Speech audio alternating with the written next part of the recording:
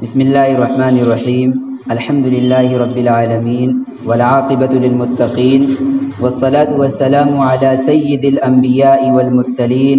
سيدنا ومولانا محمد وعلى آله وأصحابه أجمعين. أما بعد فأعوذ بالله من الشيطان الرجيم. بسم الله الرحمن الرحيم. يا أيها الذين آمنوا لا تأكلوا أموالكم بينكم بالباطل إلا أن تكون تجارة عن تراض منكم. وقال الله تبارك وتعالى في مقام آخر: يا أيها الذين آمنوا إذا تداينتم بدين إلى أجل مسمى فاكتبوه. صدق الله مولانا العلي العظيم وصدق رسوله النبي الكريم ونحن على ذلك لمن الشاهدين والحمد لله رب العالمين. ہم سب کے مختوم مکرم انتہائی قابل احترام صدر محترم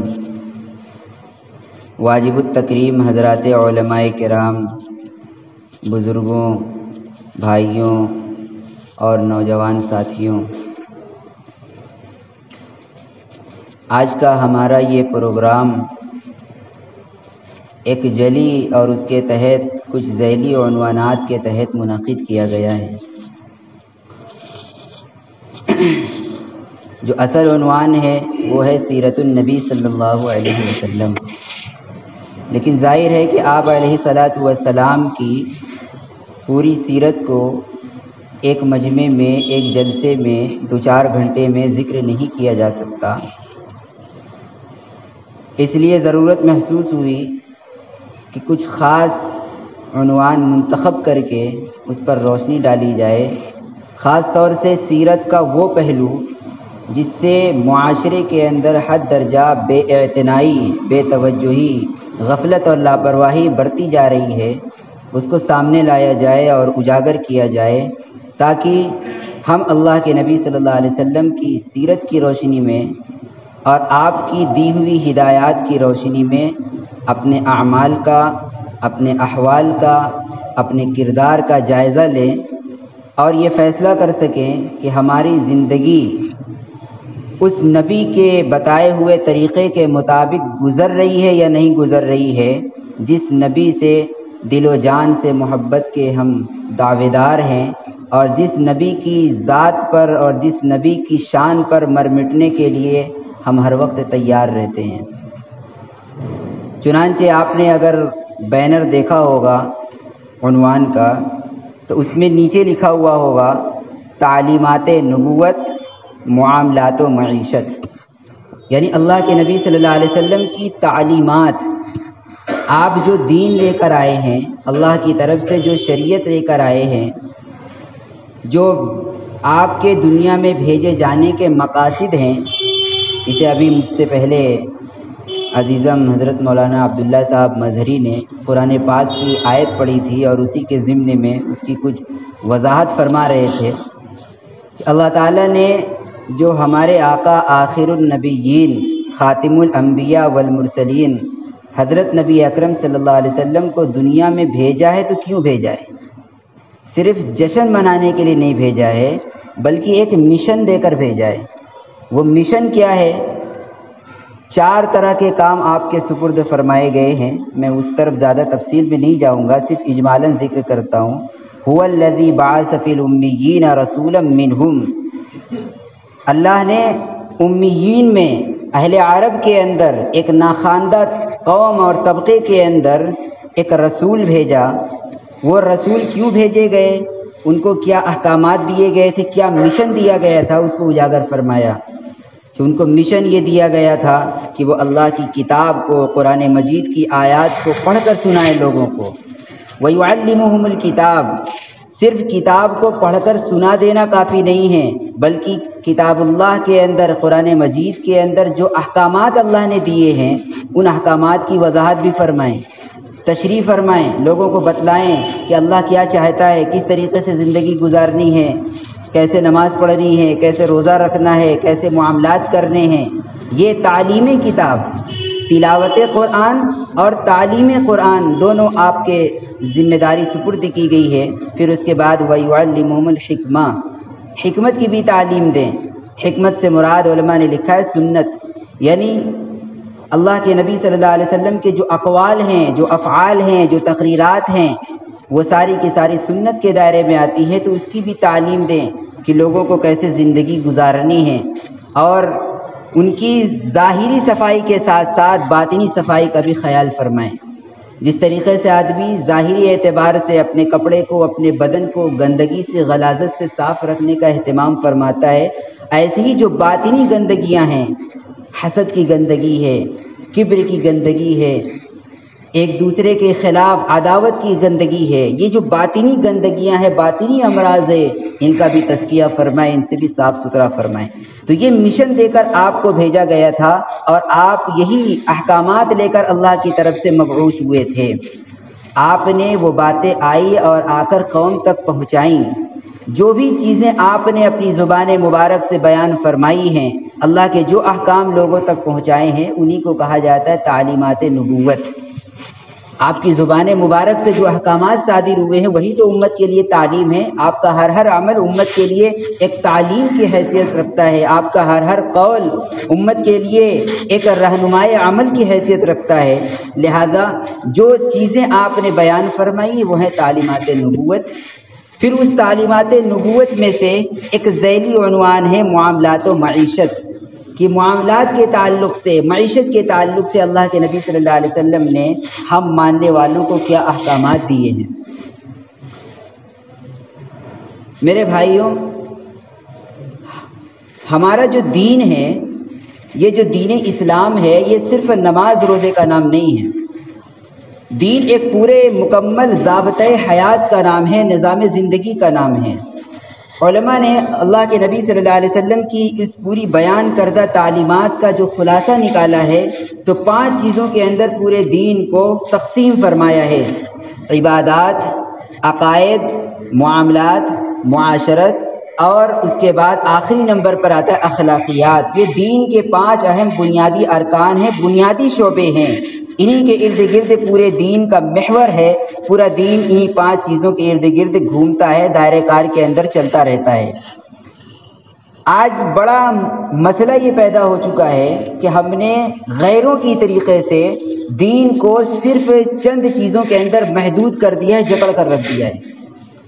ہم یہ سمجھتے ہیں کہ صرف نماز پڑھ لی جائے، روزہ رکھ لیا، قرآن کی تلاوت کر لی، زکوٰۃ دے دی، حج کر لیا، عمرہ کر لیا، کچھ تسبیحات کا اہتمام کر لیا، ذکر و اوراد کر لیے، بس اسی کو ہم دین سمجھتے ہیں۔ اس کے علاوہ بقیہ جتنی چیزیں ہیں، ہماری جو گھریلو زندگی ہے، ہماری جو معیشت کی کاروباری زندگی ہے، لوگوں کے ساتھ برتنے والی جو زندگی ہے، اس کو ہم دین نہیں سمجھتے ہیں، اور اس میں یہ جاننے کی کوشش نہیں کرتے ہیں کہ اس تعلق سے شریعت کے کیا احکامات ہمارے اوپر لاگو ہوتے ہیں، نافذ ہوتے ہیں، اور کیسے ہمیں اس پہلو کو اپنانے کی اور اختیار کرنے کی ضرورت ہے۔ یہ ایک بہت بڑا المیہ اور مشکل اس وقت اس امت کی بن چکی ہے کہ ہم نے دین کو چند چیزوں میں محصور کر کے رکھ دیا ہے، حالانکہ دین یہ 5 بڑے بڑے اہم شعبوں کے مجموعے کا نام ہے۔ اس میں عقائد بھی ہیں، اس میں عبادات بھی ہیں، اس میں معاملات بھی ہیں۔ یہ معاملات جو ہے، یہ دین کا ایک بڑا ہی اہم اور بنیادی رکن ہے، اور عام طور سے آج معاشرے کے اندر اس کی طرف سے غفلت برتی جاتی ہے۔ حالانکہ اگر غور کیا جائے، دیکھا جائے، تو یہ جو معاملات کا شعبہ ہے، یہ دین کا 3/4 حصہ ہے۔ عبادات یہ 1/4 کے اندر آتی ہے، اور اس کے علاوہ بقیہ 3/4 جو دین ہے وہ عبادات سے ہٹ کر ہے، وہ نماز روزہ سے ہٹ کر ہے۔ ہمارے مدارس کے اندر ایک کتاب پڑھائی جاتی ہے، فقہ کی کتاب ہے، مسئلے مسائل اس کے اندر لکھے ہوئے ہیں، جس کو پڑھ کر لوگ عالم بنتے ہیں۔ اس کا نام ہے ہدایہ۔ اس کتاب کے اندر طہارت سے لے کر میراث تک کے تمام احکامات کو بیان کیا گیا ہے، تمام مسائل کو ذکر کیا گیا ہے۔ آپ اگر کتاب کو دیکھیں گے تو اس کی اتنی موٹی موٹی بڑی بڑی 4 ضخیم جلدیں ہیں۔ اس کے اندر جو عبادت کے احکامات بیان کیے گئے ہیں کہ ہمیں وضو کس طرح کرنا ہے، نماز کس طریقے سے پڑھنی ہے، روزہ کس طریقے سے رکھنا ہے، حج کیسے کرنا ہے، جو عبادت کی لائن کی جو مسائل بیان کیے گئے ہیں وہ صرف پہلی جلد کے اندر ہیں، اور اس کے بعد جو باقی کی 3 جلدیں ہیں اس میں معاملات، معاشرت اور اخلاقیات کے تعلق سے چیزیں بیان کی گئی ہیں۔ اس سے اندازہ لگانا چاہیے کہ عبادات یہ شریعت کا 1/4 ہیں، اور بقیہ جو 3/4 حصہ ہے وہ معاملات کے ضمن میں آتی ہیں، وہ معاشرت میں آتی ہیں، وہ اخلاقیات کے اندر آتی ہیں، جسے آج ہم دین ہی نہیں سمجھتے ہیں اور جس کے بارے میں ہم جاننے کی کوشش ہی نہیں کرتے ہیں کہ اس کا بھی دین سے کوئی ٹچ ہے، کوئی ربط ہے، کوئی تعلق ہے، اس بارے میں بھی شریعت کا کوئی حکم ہمارے اوپر نافذ ہوتا ہے۔ ایک بہت بڑا المیہ ہمارا بن چکا ہے، اس لیے ضرورت محسوس ہوئی کہ سیرت کے تحت خاص طور سے معاملات کے پہلو کو اجاگر کیا جائے تاکہ لوگوں کو اس کا علم ہو سکے کہ معاملات کے تعلق سے اللہ کے نبی صلی اللہ علیہ وسلم کی سیرت کیا ہے، ہمیں تعلیمات نبوت سے کیا روشنی ملتی ہے۔ میرے بھائیو بزرگوں، جو معاملات ہیں یہ بڑا ہی نازک مسئلہ ہے۔ معاملات کا جو پہلو ہے یہ بڑا ہی حساس اور نازک مسئلہ ہے، حتیٰ کہ علماء نے لکھا ہے کہ دیگر عبادات کی تلافی ہو سکتی ہے لیکن معاملات کی تلافی نہیں ہو سکتی ہے۔ آدمی سے اگر نماز میں کوتاہی ہو جائے، روزہ رکھنے میں کوتاہی ہو جائے، حج اور عمرے کی ادائیگی میں کوتاہی ہو جائے اور وہ مرنے کے قریب ہو جائے، مرتے وقت ورثہ کو وصیت کر جائے کہ دیکھو میں اپنی زندگی میں بہت غلطیاں کرتا رہا، بہت غفلت ہوئی، کوئی نماز نہیں پڑھی، میرے مرنے کے بعد تم میری طرف سے فدیہ دے دینا، میری نماز کا کفارہ ادا کر دینا، تو تلافی ہو سکتی ہے۔ اس کے مرنے کے بعد ورثہ کفارہ ادا کر دیں گے تو وہ اس کی طرف سے کافی ہو جائے گا۔ لیکن معاملات کے اندر اگر آدمی گڑبڑی کر رہا ہے اور گڑبڑ کر کے جا رہا ہے تو پھر اس کی تلافی ناممکن ہے، پھر اللہ کے یہاں بڑی زبردست طریقے سے اس کی پکڑ ہوگی۔ اگر ورثہ نے کر دیا تو کر دیا، اور اگر نہیں کیا تو اللہ رب العالمین کے یہاں جواب دہی ہوگی اور انسان کو آخرت کے اندر اس کا خمیازہ بھگتنا پڑے گا۔ اسی طریقے سے علماء نے لکھا ہے کہ معاملات کے اندر اگر آدمی توبہ کر لے تو توبہ سے تو عبادات کا پہلو جو ہے اس میں اگر آدمی سے غلطی ہو جائے، توبہ کر لے تو توبہ سے عبادات معاف ہو جاتی ہیں۔ اللہ غفور الرحیم ہے، آدمی ایک مرتبہ ندامت کا آنسو بہا دے، اللہ رب العالمین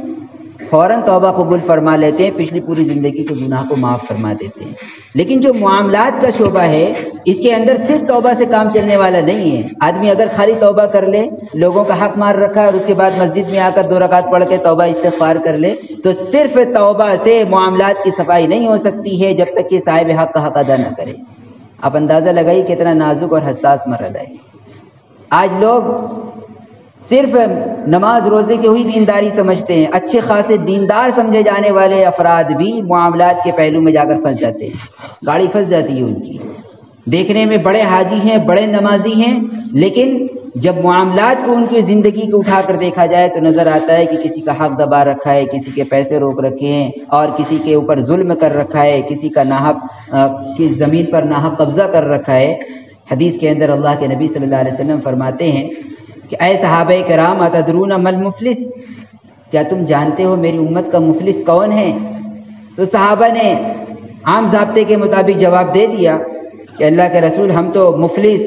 تنگ دست، کنگال، فقیر اور نادان اس کو سمجھتے ہیں، ملا درہم ولا دینار، جس کے پاس نہ دینار ہو نہ درہم ہو، روپے پیسے جس کے پاس نہ ہو وہ غریب ہے، مفلس ہے، تنگ دست ہے، فلاش ہے، فقیر ہے، ہم اسی کو سب سے زیادہ مفلس سمجھتے ہیں۔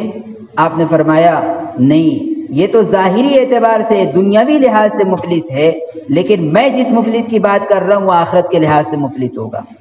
فرمایا المفلس من امتی من یاتی یوم القیامتی بصلاۃ و زکاۃ و صیام، میری امت کا قلاش سب سے زیادہ مفلس، تنگ دست اور فقیر آدمی وہ ہے جو قیامت کے دن اللہ کے دربار میں حاضر ہوگا تو نمازوں کا ڈھیر لے کر آئے گا، نمازوں کا انبار ہوگا، روزوں کا ایک طرف ذخیرہ ہوگا، حج پر حج کر کے پورا انبار جمع کر رکھا ہوگا، نیکیوں کا ایک ذخیرہ لے کر اللہ کے دربار میں حاضر ہوگا، اور اگر اس نیکی کا ذخیرہ دیکھ لیا جائے تو شاید آدمی فیصلہ کر دے کہ اب تو اس کا بیڑا پار ہو گیا، اتنی نیکی لے کر آیا ہے تو اللہ رب العالمین ضرور جنت میں اس کو داخل فرما دیں گے. لیکن اس کے باوجود اللہ کے نبی صلی اللہ علیہ وسلم فرماتے ہیں کہ وہ ان نیکیوں کو لے کر آئے گا، لیکن عالم یہ ہوگا وَيَأْتِي قَدْ شَتَمَ هَذَا وَقَذَفَ هَذَا وَأَكَلَ مَالَ هَذَا وَسَفَكَ دَمَ هَذَا وَضَرَبَ هَذَا. کسی کو گالی دے رکھی ہے، کسی پر تہمت لگا رکھی ہے، کسی کا مال ہڑپ کر رکھا ہے، کسی کا خون بہایا ہے، کسی کو ناحق ستا رکھا ہے، یہ سارے ظلم کر رکھے ہوں گے. اور یہ جو چیزیں اللہ کے نبی صلی اللہ علیہ وسلم شمار کرا رہے ہیں ان سب کا تعلق معاملات سے. آپ سب کی تہ کے اندر جائیں گے، کسی کو گالی دی جائے یہ معاملات کے ضمن کے اندر آتی ہے، کسی کے اوپر ظلم کیا جائے، مارا جائے، ستایا جائے، یہ معاملات کے تحت آتا ہے. کسی کا مال ہڑپ کر لیا جائے یہ بھی معاملات کے ضمن میں آتا ہے. اللہ کے نبی علیہ السلام نے جو 5 مثالیں دی ہیں ان 5 کا تعلق معاملات سے ہے. بتلانا یہ چاہتے ہیں کہ یہ آدمی معاملات کے لائن سے گڑبڑ تھا تو بڑا نمازی، بڑا عبادت گزار، بڑا عبادتوں کا ذخیرہ لے کر آیا تھا، لیکن معاملات میں گڑبڑ تھا. کسی کو گالی دے رکھی تھی، کسی کا مال غصب کر رکھا تھا. ہوگا کیا؟ فرماتے ہیں اب جن جن لوگوں کے ساتھ گڑبڑیاں دنیا میں اس نے کر رکھی تھی، کسی کا قرض لے رکھا تھا واپس نہیں کیا تھا تو اس قرض خواہ کو بلایا جائے گا، آ جاؤ بھائی سارے لوگ لائن میں آ جاؤ اپنا اپنا حق وصول کرنے کے لیے. چنانچہ قرض دار آئے گا اور وہ کہے گا میرا اتنا قرضہ ہے. تو ظاہر ہے کہ وہاں دنیا کے درہم اور دینار نہیں دیے جا سکتے پیسے کے اندر، وہاں تو نیکیاں دی جائیں گی. اب جو انبار لگا ہوا ہے نیکیوں میں سے اس میں سے نکال کر دیا جائے گا، ہاں بھائی تم اپنے قرض کے بدلے میں اتنی نیکی لے لو. پھر دوسرا آئے گا اس نے میری زمین دبا رکھی تھی، آ جاؤ تم اپنی زمین کے بدلے میں اس میں سے اتنا لے لو. اس طریقے سے دیتے دیتے دیتے دیتے مرحلہ یہاں تک پہنچے گا کہ سارا جو نیکیوں کا انبار اور پہاڑ نظر آ رہا تھا وہ سب ختم ہو جائے گا. پھر بھی کچھ لوگ باقی رہ جائیں گے، ابھی سب کا ختم نہیں ہوا ہوگا. تو اب وہ آئیں گے پروردگار نیکیاں تو ختم ہوگی لیکن ہمارا حق باقی ہے، اب ہمیں کہاں سے ملے گا؟ اللہ رب العالمین اب جو قرض خواہ تھے، جو لینے والے بقایا دار تھے، ان کے جو گناہ ہوں گے اس گناہ کو لے کر اس کے اوپر ڈالنا شروع کر دیں گے. یہ جو نیکیوں کا انبار لے کر آیا تھا ان کے گناہوں کو لے کر اس کے نام اعمال میں اور اس کے دفتر کے اندر ڈالنا شروع کر دیا جائے گا، اس کے پلے میں رکھنا شروع کر دیا جائے گا. چنانچہ اب جب ان کی برائیاں لے کر اس کے اوپر داخل کرنی شروع کی جائیں گی اور اس کے پلڑے میں رکھنا شروع کی جائیں گی تو نتیجہ یہ ہوگا کہ پلڑا برائیوں کا جھک جائے گا، نیکیوں کا اوپر چلا جائے گا. ثم طرح فی النار، آیا تھا بڑا نمازی بن کر عبادتوں کا پہاڑ لے کر، لیکن سب نیکیاں ختم ہو گئی اور برائیاں لاد دی گئی. جہنم کا فیصلہ ہوگا، جہنم میں ڈال دیا جائے گا. میرے بھائیوں اندازہ لگاؤ کہ معاملات کا پہلو کتنا نازک ہے، کتنا سنگین مسئلہ ہے کہ آدمی کو نماز روزے کے اوپر صرف اعتماد کر لینے سے کام چلنے والا نہیں. ہم کتنی ہی نمازیں پڑھ لیں لیکن اس کے باوجود اگر معاملات میں گڑبڑی کر رہے ہیں تو اللہ کے یہاں اس کا یہی انجام بھگتنا پڑے گا جو حدیث میں اللہ کے نبی علیہ السلام نے بطور سیمپل کے بیان فرمایا ہے. ہر بات کو حدیث میں کھول کر بیان نہیں کیا جاتا، صرف اشارات دیے جاتے ہیں تاکہ لوگ اس سے عبرت حاصل کریں، نصیحت حاصل کریں اور اپنے آپ کو سدھارنے کی کوشش اور فکر کر دیں. اسی لیے حضرت تھانوی رحمۃ اللہ علیہ کے یہاں معاملات کے پہلو کا بڑا خاص خیال رکھا جاتا تھا. حضرت کے یہاں جو معمولات، جو اوراد اور وظائف مریدین کو بتائے جاتے تھے تو اس میں معاملات کے پہلو کو بطور خاص چیک کیا جاتا تھا. خود حضرت فرمایا کرتے تھے کہ اگر مجھے اپنے کسی مرید کے بارے میں یہ پتہ چلے کہ یہ معاملات میں کچھ کمی کوتاہی کر رہا ہے، نفلیں نہیں پڑھ رہا ہے، اپنے وظیفوں کو صحیح طریقے سے کمپلیٹ نہیں کر رہا ہے تو مجھے رنج ہوتا ہے، دلی اعتبار سے کچھ ٹھیس پہنچتی ہے اور میں کہتا ہوں بھائی ذرا اس کو پورا کر لو. لیکن اگر کسی مرید کے بارے میں مجھے یہ پتہ چل جائے کہ یہ معاملات میں گڑبڑ کر رہا ہے تو پھر مجھے اس کی طرف سے دلی نفرت ہو جاتی ہے. معاملات میں گڑبڑی کر رہا ہے تو صرف افسوس ہوتا ہے، لیکن معاملات کے اندر اگر گڑبڑی کر رہا ہے تو پھر مجھے اس سے عداوت پیدا ہو جاتی ہے، نفرت پیدا ہو جاتی ہے، اس کی طرف دیکھنا مجھے گوارا نہیں ہوتا کہ یہ معاملات میں گڑبڑی کر رہا ہے. حضرت کے ایک مرید تھے، بہت زیادہ قریبی تھے، ان کو بیعت کی اور خلافت کی اجازت بھی دے رکھی تھی. ایک مرتبہ وہ حضرت کے یہاں تشریف لائے، ساتھ میں ان کا ایک چھوٹا بچہ تھا، 13 سال کی اس کی عمر تھی. تو بات کرتے کرتے حضرت نے ان سے پوچھ لیا کہ اس بچے کو ساتھ لائے ہو تو اس کا ٹکٹ لیا تھا؟ انہوں نے کہا جی لیا تھا. آدھا لیا یا پورا لیا؟ کہا بچے کا نصف ٹکٹ لیا تھا، ہاف ٹکٹ کرایا تھا اس کا. میں کہا عمر کتنی ہے؟ کہا 13 سال اس کی عمر ہے. حضرت فرمانے لگے کہ 12 سال کے بعد تو فل ٹکٹ لگتا ہے تمہارا بچہ 13 سال کا ہو چکا تھا لیکن اس کے باوجود تم نے آدھا ٹکٹ کیوں لیا، پورا کیوں نہیں لیا؟ کہنے لگے حضرت ہے تو 13 سال کا لیکن دیکھنے میں 10-12 سال کا لگتا ہے، کون جائے گا پوچھنے کے لیے، اس لیے میں نے آدھا لے لیا۔ حضرت فرمانے لگے کہ تم نے یہ جو پورا ٹکٹ بنتا تھا آدھا ٹکٹ بنوایا، یہ آدھے ٹکٹ کی تم نے چوری کی ہے، حکومت کو دھوکہ دیا ہے، خیانت سے تم نے کام لیا ہے، تم نے شریعت کو ایک کھلواڑ اور ایک مذاق سمجھ لیا۔ تم جب اس دنیا کے معاملے کے اندر اس طریقے کی خیانت کر رہے ہو، حکومت کے خزانے سے چوری کر رہے ہو، تو پھر تم میری خلافت کے اور میری اجازت کے اہل نہیں ہو۔ فوراً ان سے بیعت سلب فرما لی حضرت نے، اتنا سخت فیصلہ، فوراً ان کی پوری بیعت سلب فرما لی، حالانکہ بہت بڑے عبادت گزار تھے، تمام وظائف کو پورا کرنے والے اور بالکل معیار پر کھڑے اترنے والے تھے، لیکن صرف ایک غلطی کی تھی کہ پورا کے بجائے آدھا ٹکٹ لیا، معاملات میں ذرا سی چوک ہو گئی، فوراً بیعت کو سلب فرما لیا۔ تو حضرت کے یہاں اس کا اتنا اہتمام تھا۔ کہنے کا حاصل یہ میرے بھائیوں کہ معاملات کے پہلو کو ہمیں خاص طور سے دیکھنے کی اور اس کی حساسیت کو سمجھنے کی ضرورت ہے۔ اب میں 2-4 مثالوں کے ذریعے سے معاملات کے پہلو کو اجاگر کرنے کی کوشش کرتا ہوں کہ معاملات کے تعلق سے شریعت کی تعلیم کیا ہے اور ہم سے کہاں اس میں چوک ہو رہی ہے، کوتاہیاں ہو رہی ہیں۔ معاملات کے سلسلے میں شریعت اسلامیہ کی تعلیم یہ ہے کہ معاملات چاہے 2 بھائیوں کے درمیان میں ہوں، یا باپ بیٹے کے درمیان میں ہو، یا شوہر بیوی کے درمیان میں ہو، یا بہن بھائی کے درمیان میں ہو، وہ معاملات بالکل صاف اور کلیئر ہونے چاہیے، 2 ٹوک ہونے چاہیے، بالکل وضاحت کے ساتھ معاملہ طے ہونا چاہیے، اس میں کسی قسم کا کوئی ابہام، کوئی خفا اور پوشیدگی نہیں ہونی چاہیے۔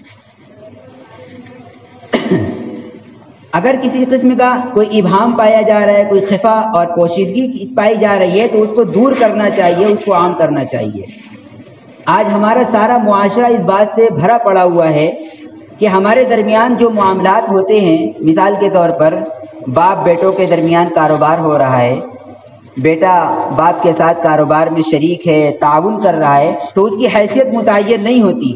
کہ بیٹا باپ کے ساتھ جو کاروبار میں لگا ہوا ہے تو وہ ہیلپر کے طور پر بطور تعاون کے لگا ہوا ہے، یا یہ کہ وہ جو کام کر رہا ہے باپ کے ساتھ تو بطور مزدور کے کر رہا ہے، اجارے کے طور پر کر رہا ہے، اپنی مزدوری لے گا محنت کی، یا پارٹنرشپ کی حیثیت سے کر رہا ہے، شریک اور حصے دار ہے کہ جو منافع حاصل ہوگا اس میں سے اتنا بیٹے کو ملے گا، اتنا باپ کا ہوگا۔ کوئی چیز اس میں واضح اور کلیئر نہیں ہوتی۔ 3 باتیں میں نے ذکر کی، یا تو آدمی مفت میں کام کر رہا ہوگا، یا شریک اور پارٹنر کی حیثیت سے کام کر رہا ہوگا، یا ایک ملازم اور ایک مزدور کی حیثیت سے کام کرے گا۔ لیکن اس کے باوجود عام طور سے دیکھنے میں یہ آتا ہے کہ باپ بیٹے کے ساتھ جو کاروبار چل رہا ہے وہ ویسے ہی کاروبار چلتا رہتا ہے، ویسے ہی اس میں ترقی ہو رہی ہے، منافع بڑھتا جا رہا ہے، دکانیں بڑھتی جا رہی ہیں، بزنس میں اور زیادہ بزنس داخل کیا جا رہا ہے، اسی سے پراپرٹیاں بھی خریدی جا رہی ہیں، جائیدادیں بھی خریدی جا رہی ہیں، اسی پیسے سے شادی بیاہ بھی ہو رہا ہے، سب علم غلم اسی کے اندر ہوتا چلا جا رہا ہے۔ کسی معاملے کی کوئی صفائی نہیں ہے، کوئی کلیئرنگ نہیں ہے۔ اور جب کہا جائے کہ بھائی اپنے معاملات کو صاف کر لو تو جواب دیا جاتا ہے کہ بھائی معاملات تو وہاں صاف کیے جاتے ہیں جہاں پرائے ہوں، جہاں اجنبی ہوں۔ بھائیوں کے درمیان، باپ بیٹے کے درمیان معاملات کی صفائی کی کیا ضرورت ہے؟ وہ ہمارا باپ ہی تو ہے، ہم جو کما رہے ہیں وہ اس کا ہے، اس کا خمیازہ اور اس کا نقصان کیا بھگتنا پڑتا ہے کہ بعد میں جب آگے چل کر یہ کام کرنے والی اولاد بڑی ہو جاتی ہے اور شادیاں ہو جاتی ہے، شادی ہونے کے بعد بچے ہو جاتے ہیں، اب اس کا خرچ بڑھنے لگتا ہے، پھر نوبت یہاں تک پہنچتی ہے کہ اب اس کی اولاد شادی کے قابل ہو جاتی ہے، تو اب اس کے بعد آپس میں ناچاکیاں بڑھنے لگتی ہیں۔ ایک بھائی نے شادی کیا، خوب دھوم دھڑکے سے کر دیا، دوسرے بھائی کا نمبر آیا تو اب غربت آ گئی، حالات ویسے سازگار نہیں رہ گئے، بجٹ کم ہو گیا، تو اب دوسرے بھائی کی باری کے اندر جب اتنی دھوم دھام سے شادی نہیں ہوگی، اتنے پیسے خرچ نہیں کیے جائیں گے تو اس کو شکایت ہوگی کہ اچھا اپنی باری میں تو تم نے پورا حق ادا کر لیا اور پورا پیسہ خوب دل کھول کر خرچ کر لیا، اور میری باری آئی تو سارا خسارہ اور نقصان مجھے ہی سہنا تھا۔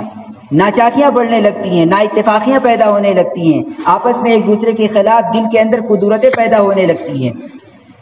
ایک بھائی کا موقع آیا، اس نے مکان بنا لیا، اب دوسرے بھائی کا موقع آیا، اب اس کو مکان بنانے کے لیے پیسے نہیں ملے، تو اب اس کو شکایتیں ہوتی ہیں کہ اپنا مکان بنا لیا اور میری باری آئی تو سارا پیسہ ہضم کر کے بیٹھ گئے۔ اور پھر اسی علم غلم کے نتیجے کے اندر جب باپ کا انتقال ہو گیا اگر خدا نخواستہ، تو پھر بھائیوں کے درمیان لڑائی جھگڑے جو پہنچتے ہیں وہ ایک لامتناہی سلسلہ اس کا قائم ہو جاتا ہے جو تھمنے کا نام نہیں لیتا اور جس کو حل کرنا بہت ہی مشکل اور بہت ہی دشوار ہو جایا کرتا ہے۔ باپ کے انتقال کے بعد پھر میراث کا بھی ایک مسئلہ کھڑا ہو جاتا ہے۔ میراث کے بارے میں شریعت کی تعلیم یہ ہے کہ جیسے ہی مورث کا انتقال ہو، جیسے ہی باپ کا انتقال ہو جائے، فوراً میراث تقسیم کی جائے۔ بلا وجہ میراث کی تقسیم کے اندر تاخیر کرنا یہ ناجائز حرام ہے۔ نوٹ کر کے رکھ لیجئے اس کو، یہ میں بڑی ہی ذمہ داری کے ساتھ یہ باتیں آپ کے سامنے ذکر کر رہا ہوں۔ مورث کے انتقال کے بعد میراث کی تقسیم میں تاخیر کرنا ناجائز ہے اور حرام ہے، لیکن عام طور سے ہوتا یہ ہے کہ باپ کا انتقال ہوا، اب اس کے بعد میراث تقسیم نہیں ہو رہی ہے۔ ویسے ہی جو باپ کا چھوڑا ہوا ترکہ تھا، جو کاروبار تھا، ویسے ہی بھائی حضرات اس کے اندر برابر کاروبار کر رہے ہیں، وہ کاروبار اور بڑھتا چلا جا رہا ہے، بڑھ رہا ہے۔ اس کے بعد 10-20 سال گزر گئے، میراث تقسیم نہیں ہوئی، پھر ان وارثوں میں سے کسی ایک کا اور انتقال ہو گیا، پھر اس کے بعد 10-20 سال اور گزر گئے، اس طریقے سے 30-40 سال کا زمانہ گزر جاتا ہے۔ اب اس کے بعد جو مورث کی جو اولاد ہوا کرتی ہے وہ اب مقدمات لے کر آتی ہے کہ ہمارا حق دو، اس میں ہمارا بنتا ہے، اس میں ہمارے باپ کا اتنا تھا، تو کھینچا تانی شروع ہو جاتی ہے اس کے اندر۔ اور ایسے وقت کے اندر معاملہ سامنے آتا ہے جب ڈور بالکل الجھ چکی ہوتی ہے، معاملہ بالکل پیچیدہ ہو چکا ہوتا ہے، اس لیے کہ شروع ہی کے اندر صفائی نہیں تھی۔ اب جب میراث کی تقسیم کا مسئلہ پیچیدہ ہوتا ہے اور حل ہونے کا نام نہیں لیتا ہے، ایک چاہتا ہے کہ مجھے پورا مل جائے، دوسرا چاہتا نہیں ہم سب برابر کے اس کے اندر شریک رہے، ہمیں بھی اس میں سے پورا حصہ ملنا چاہیے، تو پھر آتے ہیں مفتی صاحب کے پاس۔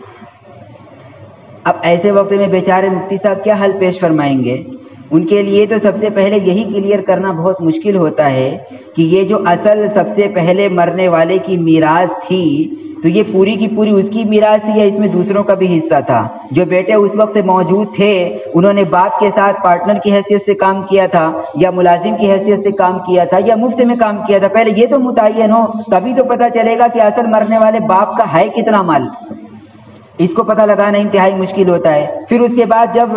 تقسیم کا مرحلہ آتا ہے تو اس میں بھی لوگ ڈنڈی مارنے کی کوشش کرتے ہیں۔ جو بڑا بیٹا ہوتا ہے وہ یہ چاہتا ہے کہ میں نے باپ کا سب سے زیادہ تعاون کیا ہے میراث کے اندر اور کاروبار کے اندر، لہذا مجھے زیادہ ملنا چاہیے۔ چھوٹی اولاد جو تھی وہ تو پڑھ رہی تھی، وہ تو پڑھنے کے بعد اس قابل ہو گئے کہ ان کی اپنی جاب بھی لگ گئی، اپنے ایک دوسرا کاروبار بھی انہوں نے الگ سے شروع کر لیا، اور میں بڑا تھا، باپ کا سہارا بننا تھا، اس لیے میں نے اپنی پڑھائی بھی مکمل نہیں کی، ناقص اور ادھوری پڑھائی چھوڑ کر میں باپ کے ساتھ کاروبار میں لگ گیا اور انتہائی محنت لگن کے ساتھ میں نے باپ کے کاروبار کو عروج پر پہنچایا ہے۔ اتنی میں نے محنت کی تو مجھے اس کا کچھ محنت کا معاوضہ ضرور ملنا چاہیے، مجھے دوسروں سے زیادہ ملے۔ دوسرے بھائی کہتے ہیں نہیں نہیں، تم زیادہ کیوں لوگے، شریعت نے تو سب کو برابر کا حصے دار قرار دیا ہے، لہذا سب کو برابر ملنا چاہیے۔ یہ ایک جھگڑا کھڑا ہوتا ہے۔ پھر اس کے بعد عام طور سے جو ایک مزاج بنا ہوا ہے، ایک ماحول بنا ہوا ہے کہ باپ کی میراث میں بیٹے ہی سمجھتے ہیں کہ سب کچھ ہمارا ہو گیا، بہنوں کو سیرے سے میراث دینے کا تصور ہی ہمارے ذہن و خیال کے اندر نہیں آتا ہے، اور بہنیں بھی بیچاری کیا کریں گی، ان کی مجبوری ہے، وہ چپ چاپ خاموش تماشائی بنی دیکھتی رہتی ہیں۔ مل گیا تو ٹھیک ٹھیک اللہ کا شکر ادا کرتی ہیں کہ چلو نہ ملنے سے بہتر تھا کچھ مل گیا،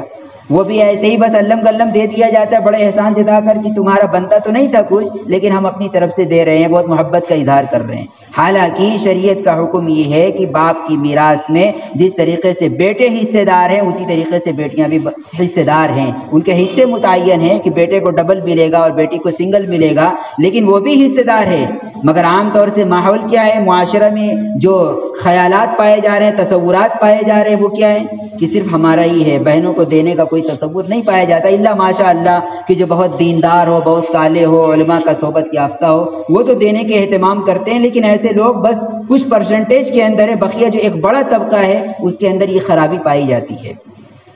کہ بہنوں کا حصہ نہیں دیا کرتے ہیں۔ اور پھر بہنیں مانگتی بھی نہیں ہیں، کیوں نہیں مانگتی اس کی وجہ بھی سن لیجئے۔ اس لیے نہیں مانگتی ہیں کیونکہ اگر بہنوں نے مانگ لیا خدا نخواستہ اور بھائیوں نے طبیعت کے اوپر جبر کر کے زور کر کے ان کا حق دے دیا، تو اب اس کے بعد سے تعلقات ختم،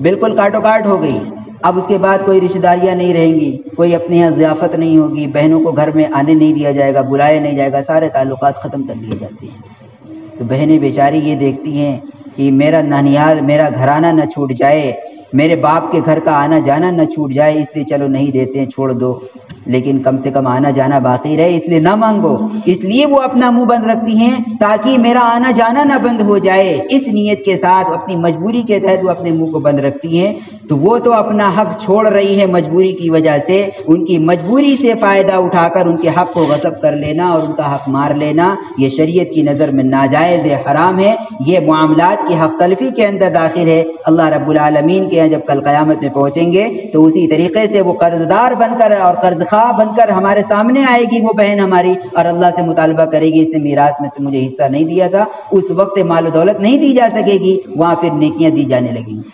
اس لیے بہت زیادہ احتیاط کرنے کی ہمیں ضرورت ہے۔ اسی طریقے سے جو عورتوں کا مہر ہوتا ہے اس کے دینے میں بھی بڑی غفلت، بڑی لاپرواہی برتی جاتی ہے۔ ایک ماحول ہم نے یہ بنا لیا ہے کہ چاہے امیر ہو، چاہے غریب ہو، چاہے متوسط ہو، سب کا ایک مہر۔ کروڑ پتی ہے، 10-10 20-20 لاکھ روپیہ شادیوں کے اندر اڑایا جا رہا ہے، لاکھوں لاکھ روپے کے صرف ڈیکوریشن اور سجاوٹ پہ صرف کیے جا رہے ہیں، لیکن مہر وہی 101 گرام دے گا۔ مہر دینے کے معاملے میں سب سے زیادہ غریب بن جاتا ہے وہ انسان، چاہے وہ کروڑ پتی ہے۔ اور ایک غریب ہے جو بیچارہ 10,000 کا مالک ہے، جس کے پاس زیادہ آمدنی کے ذرائع نہیں ہے، اس کو بھی دینا 101 ہی گرام۔ یہ جو ہمارا سردارانہ نظام ہے، یہ بہت ہی اس لائن کے تعلق سے، مہر کے تعلق سے جو ہم نے تحدید کی ہے، یہ ایک قابل اصلاح چیز ہے، ہمیں اس کی اصلاح کرنے کی ضرورت ہے۔ بار بار اس کو بیان کرنے کی ضرورت ہے کہ جو ہم نے مہر کو مقید کر دیا ہے کہ کروڑ پتی ہو وہ بھی 101 گرام دے اور ایک غریب آدمی ہے وہ بھی 101 گرام دے، یہ صحیح اور درست نہیں ہے۔ شریعت نے مہر کے معاملے میں آدمی کی حیثیت کا لحاظ رکھا ہے، جس حیثیت کا آدمی اپنی حیثیت کے لحاظ سے مہر کو ادا کرے، اس میں کوئی قید نہیں ہے، شریعت کا کوئی یہ مسئلہ نہیں ہے کہ 101 ہی گرام ہر حال کے اندر دینا ہے، اس سے نیچے دے لیا جائے یا اس سے بڑھا لیا جائے، فوراً تیور بدلنے لگتے ہیں۔ اچھا تو میرے سردارگی کے اندر خلل ڈالنے چلے آئے ہو، میرے نظام کے اندر تم بہت بڑے پارسا اور مسلح بن کر چلے آئے ہو، ہم کہتے ہیں 101 گرام اور تم اس میں بڑھانے چلے آئے ہو، نہیں چلے گا یہ۔ میرے بھائیوں بزرگوں، یہ شریعت کے ہیں، شریعت کے اندر ہمیں دخل اندازی نہیں کرنی چاہیے۔ امیر المومنین حضرت عمر ابن خطاب رضی اللہ تعالیٰ عنہ نے ایک مرتبہ مہر کو مقید کرنے کی کوشش فرمائی تھی اور یہ چاہا تھا کہ مہر کی ایک خاص مقدار متعین ہو جائے تاکہ سارے لوگ اسی مہر کو ادا کرنے کا اہتمام کریں۔ تو جب آپ ممبر پر کھڑے ہو کے اس مہر کے تعلق سے بیان فرما رہے تھے، اسی وقت مجمع میں سے ایک بوڑھی عورت کھڑی ہوئی اور کہا، عمر تم کون ہوتے ہو مہر کو مقید کرنے والے؟ اللہ نے تو مہر میں آزاد چھوڑ رکھا ہے۔ قرآن پاک کی آیت تلاوت فرمائی، وَإِنْ أُوتِيتُمْ إِحْدَاهُنَّ قِنْطَارًا، کہ اگر تم ایک قنطار، ایک پورا سونے کا پہاڑ، ایک پورا خزانہ بھی تم مہر کے طور پر ادا کر دو تو بھی تم انہیں ان سے واپس نہ حاصل کرو۔ تو اللہ رب العالمین تو مہر میں پہاڑ دینے کا بھی تذکرہ فرما رہے ہیں، پورا قیراط دینے کا تذکرہ فرما رہے ہیں، اور آپ کہہ رہے ہیں کہ مہر کی ایک مخصوص مقدار متعین ہو جائے، یہ کیسے آپ کہہ رہے ہیں؟ حضرت عمر رضی اللہ تعالیٰ عنہ نے فوراً رجوع فرما لیا، ہاں تم ٹھیک کہہ رہی ہو، اللہ نے صحیح فرمایا ہے، مجھے مقید کرنے کا کوئی اختیار نہیں ہے۔ فوراً اپنا فیصلہ واپس لے لیا اور رجوع کر لیا کہ ٹھیک ہے، اس معاملے کے اندر ہر آدمی اپنی حیثیت کے لحاظ سے مہر کو متعین کرنے کا مجاز ہے، کوئی پابندی شریعت کی طرف سے نہیں ہے۔ ان حضرات کے نظر میں اللہ کا خوف اور ڈر اس قدر تھا کہ جیسے ہی شریعت کا کوئی حکم سامنے آتا تھا اور اس کے خلاف اپنی رائے جا رہی ہوتی تھی، فوراً اسے رجوع فرما لیتے تھے، اپنی انا پر، اپنی ضد اور اپنی عقل پر قائم نہیں رہا کرتے تھے کہ نہیں میں نے جو کہہ دیا وہی ہوگا چاہے شریعت پامال ہو جائے۔ اس لیے ہمیں بھی اپنی انا کو چھوڑ کر شریعت کے مطابق مہر کے معاملات کی اصلاح کرنے کی ضرورت ہے۔ بہرحال یہ ایک میں نے ضمنی بات ذکر کر دی۔ تو مہر کے دینے میں ایک بڑی خرابی یہ پائی جاتی ہے کہ مہر متعین ہو جاتی ہے، اب اس کے بعد پوری زندگی مہر ادا نہیں ہوتی، وہ ادھاری رہتی ہے، پوری زندگی کاروبار ہو رہا ہے اور پوری زندگی پیسے خرچ ہو رہے ہیں، لیکن جو عورت کا، جو بیوی کا مہر ہے، وہ مہر کے پیسے ادا کرنے کا اہتمام نہیں ہوتا۔ کتنے لوگ ایسے ہیں جو عورت مر گئی، انتقال ہو گیا بیوی کا، اس کے بعد پوچھنے چلے آتے، مجھے سے بتا دیجیے اتنا مہر تھا کیا ادا کر۔ افسوس بھی ہوتا ہے، غصہ بھی آتا ہے کہ زندگی میں آتے تو کم از کم اس بیچاری کو اس کا حق تو مل جاتا، آخر زندگی ہی کے اندر جا کر، مرنے کے بعد اب آ رہے ہو پوچھنے کے لیے کہ مولوی صاحب اس کا کتنا حق ادا کرنا ہے، یہ خیال پوچھنے کا زندگی میں کیوں نہیں پیدا ہوا؟ کیوں؟ اس لیے کہ ہم نے اس کو کوئی دین کا شعبہ ہی نہیں سمجھ رکھا ہے۔ ہم یہ سمجھتے ہیں کہ چلو جیسے بھی کام چلا لو، کوئی اللہ کے یہاں پکڑ اور پوچھ تاچھ ہونے والی نہیں ہے، حالانکہ یہ بھی معاملات کے تعلق سے چیزیں ہیں، اس کے اوپر بھی اللہ کے یہاں باز پرس ہوگی، گرفت ہوگی۔ تو ہمیں مہر کے تعلق سے بھی اس کا خیال رکھنا چاہیے اور بروقت مہر ادا کرنے کا اہتمام کرنا چاہیے۔ اگر نہ ہو گنجائش تو جیسے ہی گنجائش ہو فوراً پہلے مرحلے کے اندر عورت کا مہر ادا کرنے کا اہتمام کریے۔ اس کا قرض ہے ہمارے اوپر، جس طریقے سے دوسرے لوگوں کا قرض ادا کرنا ضروری ہوتا ہے اسی طریقے سے عورت کا وہ مہر ہمارے ذمہ قرض ہے، اس کی بھی ادائیگی اولین مرحلے کے اندر جیسے ہی وسعت ہو جائے فوراً ادا کرنا ضروری ہے۔ اور اگر وسعت ہے اس کے باوجود ٹال مٹول کی جا رہی تو پھر یہ ظلم ہے۔ حدیث کے اندر اللہ کے نبی صلی اللہ علیہ وسلم نے فرمایا مطل الغنی یہ ظلم، ایک غنی آدمی کا، ایک مالدار آدمی کا ٹال مٹول کرنا یہ ظلم کے اندر داخل ہے اور شامل ہے۔ یہ چند باتیں میں نے، وقت بہت مختصر ہے، میں نے معاملات کے تعلق سے یہ 2-3 مثالیں آپ کی خدمت کے اندر پیش کی ہیں کہ ہمیں اندازہ ہو کہ معاملات میں ہم کیا گڑبڑیاں کر رہے ہیں، کہاں کہاں ہم سے اس میں چوک ہو رہی ہے اور اس کے مطابق اس کو سدھارنے کی کوشش کریں۔ اب اسی کے آگے جو عنوان کا دوسرا پہلو تھا اور جو دوسرا موضوع تھا وہ تھا معیشت۔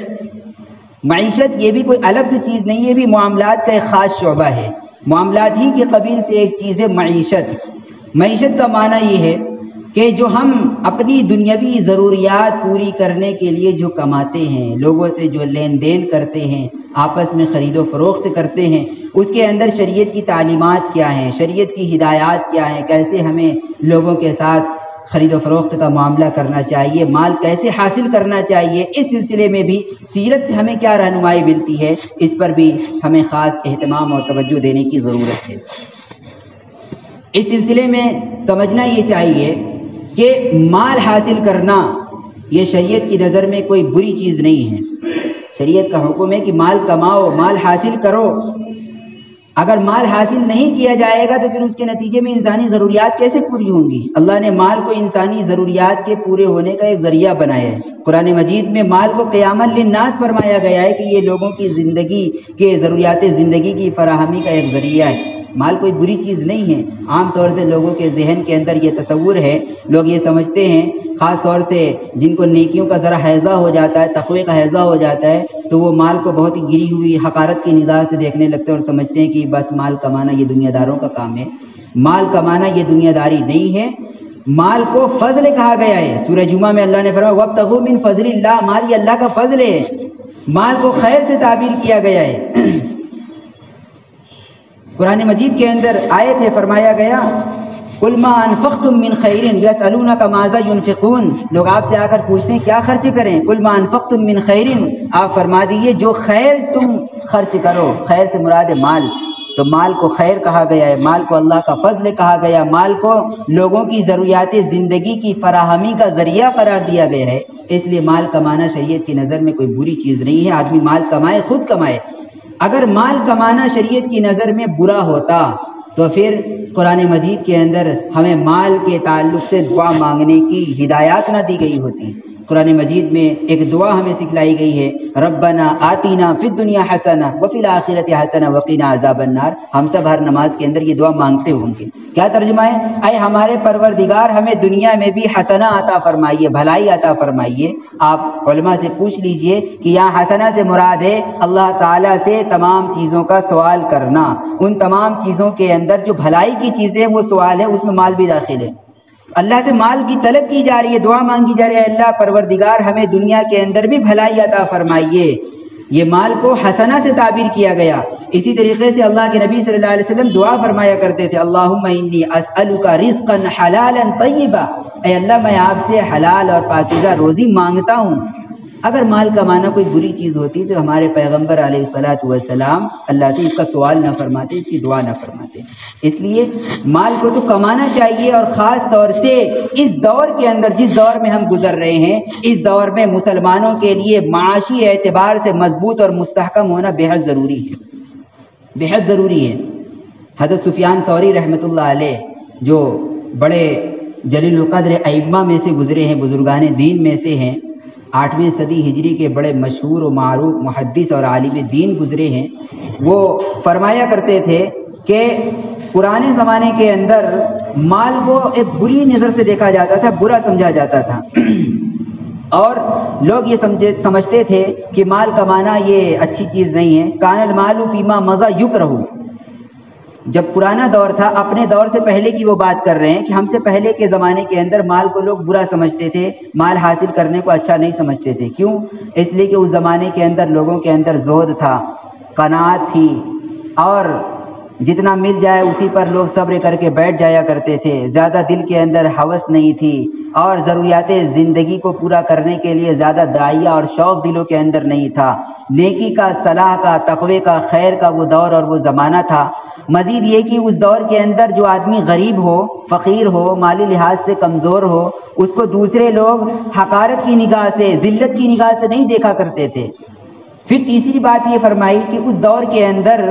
بادشاہ جو تھے، جو حکمران تھے، جو امراء اور سلاطین تھے، ان کی طرف سے رعایا کا بڑا خاص خیال رکھا جاتا تھا۔ جو غریب ہوتے تھے اس کے گھر میں غلہ اناج پہنچا دیا جاتا تھا، تو لوگوں کو اتنی زیادہ محنت اور جستجو کرنے کی ضرورت نہیں رہتی تھی، اس لیے کہ بادشاہوں کی طرف سے غلہ آ جاتا تھا، پیٹ کی ضرورت پوری ہو جاتی تھی، لوگ اللہ اللہ کہہ کر زندگی گزار لیا کرتے تھے، زیادہ مال کی خواہش اور طلب کے اندر نہیں پڑا کرتے تھے۔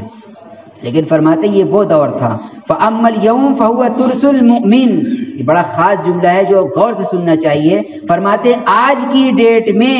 مال یہ ایک مومن کے لیے ڈھال ہے، ہتھیار ہے۔ کیا فرمایا؟ آج کی ڈیٹ میں مال یہ ایک مسلمان کے لیے ایک ڈھال ہے، ایک ہتھیار ہے۔ اب یہ برا نہیں رہ گیا ہے، اب کماؤ، یہ اس کے ذریعے سے یہ تمہارے ڈھال اور ہتھیار کا کام دے گا۔ کس دور کے اندر؟ سفیان ثوری رحمۃ اللہ علیہ فرما رہے ہیں 8ویں صدی ہجری کے اندر، اور آج 15ویں ہجری چل رہی، یعنی آج سے 700 سال پہلے یہ بات فرما کر گئے ہیں کہ ہمارے زمانے کے اندر مال یہ مسلمانوں کے لیے ایک ترس ہے، ایک ڈھال کی حیثیت رکھتا ہے، ایک ہتھیار کی حیثیت رکھتا ہے۔ وقال لولا هذه الدنانير لتمندل بنا هؤلاء الملوك، فرمایا کہ اگر ہمارے پاس یہ مال و دولت، روپے پیسے نہ ہوں تو یہ جو ہمارے زمانے کے جابر اور ظالم حکمراں اور بادشاہ اور امراء ہیں، یہ ہمیں اپنے ہاتھ اور پیر کی تولیہ بنا لیں گے، ہاتھ پیر صاف کرنے کا ذریعہ بنا لیں گے، بس انہی کے جھاڑو پوچھا کرتے رہو، اور یہ ہمیں حقارت کی، ذلت کی نگاہ سے دیکھتے رہیں گے۔ ظاہر ہے جو آدمی جھاڑو پوچھا کرنے والا ہو اس کو لوگ کس نگاہ سے دیکھتے ہیں؟ ایسے ہی ذلت کی نگاہ سے دیکھتے ہیں۔ تو سفیان ثوری رحمۃ اللہ علیہ فرماتے ہیں کہ اگر ہمارے پاس یہ مال و دولت، یہ روپے پیسے نہ ہوتے تو یہ امراء، یہ حکماء، یہ سلاطین ہمیں اپنے ہاتھوں کے پوشنا بنا لیتے، اوڑھنا بنا لیتے، اور ہمیں حقارت اور ذلت کی نگاہ سے دیکھنے لگتے، ہمیں پامال کر ڈالتے۔ یہ اس دور کے اندر فرما رہے ہیں۔ تو آج کا دور جبکہ اور زیادہ خرابیاں پیدا ہو چکی ہیں، خاص طور سے مسلمانوں کے خلاف جو خفیہ پالیسیاں ہو رہی ہیں، ریشہ دوانیاں ہو رہی ہیں، طرح طرح کی سازشیں کی جا رہی ہیں، اور ہر طرح سے پریشان کرنے کی کوشش کی جا رہی ہے، اس دور اور اس زمانے کے اندر مسلمانوں کے لیے معاشی لحاظ سے مضبوط اور مستحکم ہونا از حد ضروری ہو جاتا ہے۔ اس لیے مال کمائیں، مال حاصل کریں، لیکن ایک بات کا خیال رکھیں کہ یہ مال حلال طریقے سے کمایا جائے، جائز طریقے سے کمایا جائے، ناجائز اور حرام طریقے سے نہ کمایا جائے۔ ام المومنین حضرت عائشہ صدیقہ رضی اللہ تعالی عنہ فرماتی ہیں کہ ما اکل آدمی طعاما قط خیر من ان یاکل من عمل یدیہ کما قال، فرمایا کہ نبی اکرم صلی اللہ علیہ وسلم نے فرمایا کہ آدمی جو بھی غذا کھاتا ہے، جو بھی کھانا کھاتا ہے، تو اس میں سب سے زیادہ صاف شفاف پاکیزہ غذا وہ ہے جو آدمی اپنی محنت کی کمائی حاصل کر کے کھائے۔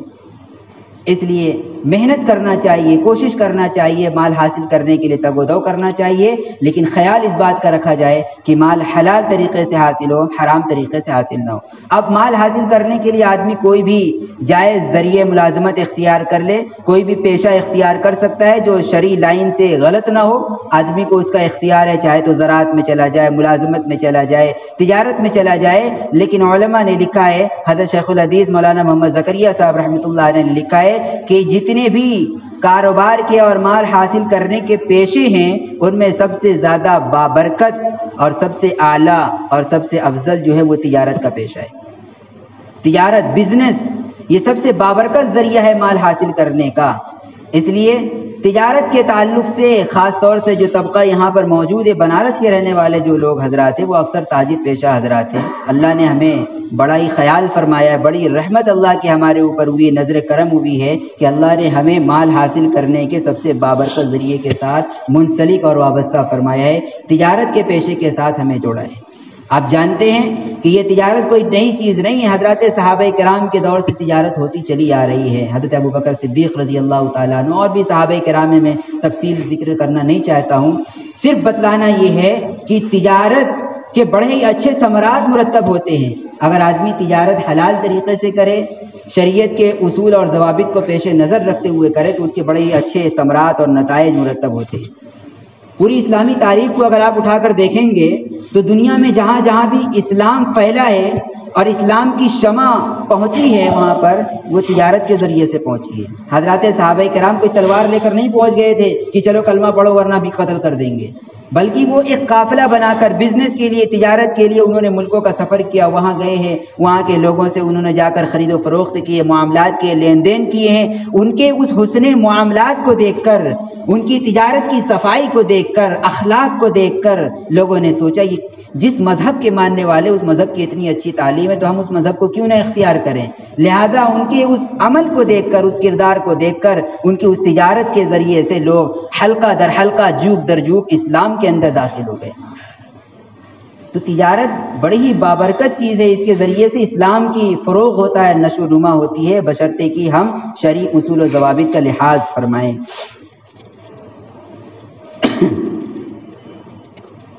اس سلسلے کے اندر ایک بات اور جو ذکر کرنی ہے وہ یہ ہے کہ ہم جو کاروبار کر رہے ہیں اس کے اندر حضرات علماء کرام نے دو باتیں خاص طور سے ذکر فرمائی ہیں۔ ایک تو یہ ہے کہ تجارت کے اندر سچائی ہونی چاہیے، امانت داری ہونی چاہیے، اور دوسرے یہ کہ تجارت کے اندر ہر قسم کی غلط چیزوں سے، غلط چیزوں کی خرید و فروخت سے آدمی کو احتیاط اور پرہیز کرنا چاہیے۔ اگر آدمی حلال طریقے سے کاروبار کر رہا ہے، تجارت کر رہا ہے، تو قرآن و حدیث کے اندر بڑی بشارتیں اور خوشخبریاں سنائی گئی ہیں تاجر حضرات کو۔ فرمایا التاجر الصدوق الامین مع النبیین والصدیقین والشہداء یوم القیامہ۔ ایسا تاجر، ایسا بیوپاری، ایسا گرہستہ، ایسا کاروباری جو اپنی تجارت کے اندر سچ بولتا ہو، جھوٹ نہ بولتا ہو، امانت دار ہو، دھوکے بازیاں نہ کرتا ہو، خیانت نہ کرتا ہو، تو کل قیامت میں اس کا حشر انبیاء کے ساتھ ہوگا، صدیقین کے ساتھ ہوگا، شہداء کے ساتھ ہوگا۔ تھا بزنس مین، تھا کاروباری، لیکن پہنچ گیا انبیاء کی صف میں، پہنچ گیا صدیقین اور شہداء کی صف میں۔ اس لیے اس تجارت کی برکت سے ہم بڑے بڑے مقام اور مرتبے کو حاصل کر سکتے ہیں، لیکن اگر یہ تجارت صحیح لائن سے نہ کی جائے تو پھر یہ دنیا میں بھی ہماری برکت کو سلب کرنے کا ذریعہ بنے گی اور آخرت کے لحاظ سے بڑے سخت نقصان کا ذریعہ ثابت ہو جائے گی۔ ایک مرتبہ اللہ کے نبی صلی اللہ علیہ وسلم پر ایک خاص حالت طاری تھی، کیفیت طاری تھی آپ کے اوپر۔ اس کیفیت کے اندر آپ فرمانے لگے التجار یحشرون یوم القیامت فجارا۔ اے صحابہ سنو، یہ جتنے تاجر، جتنے کاروباری ہیں، قیامت میں سب فاسق و فاجر بنا کر اٹھائے جائیں گے، سب بدماش ہوں گے، سب بد کردار ہوں گے، سب گنہگار بن کر اللہ کے دربار کے اندر پیش ہوں گے۔ تو صحابہ کرام حیران ہو گئے، تعجب سے پوچھنے لگے کہ اللہ کے پیغمبر، آپ ہی نے تو تجارت کرنے کی تعلیم دی ہے، آپ ہی نے تو ہمیں حکم دیا ہے کہ بزنس کرو، کاروبار کرو، مال حاصل کرو، اور آپ یہ کہہ رہے ہیں کہ جتنے تاجر ہیں سب قیامت کے اندر فاسق و فاجر بنا کر اٹھائے جائیں گے؟ تو آپ نے فرمایا الا من اتقى وبر وصدق۔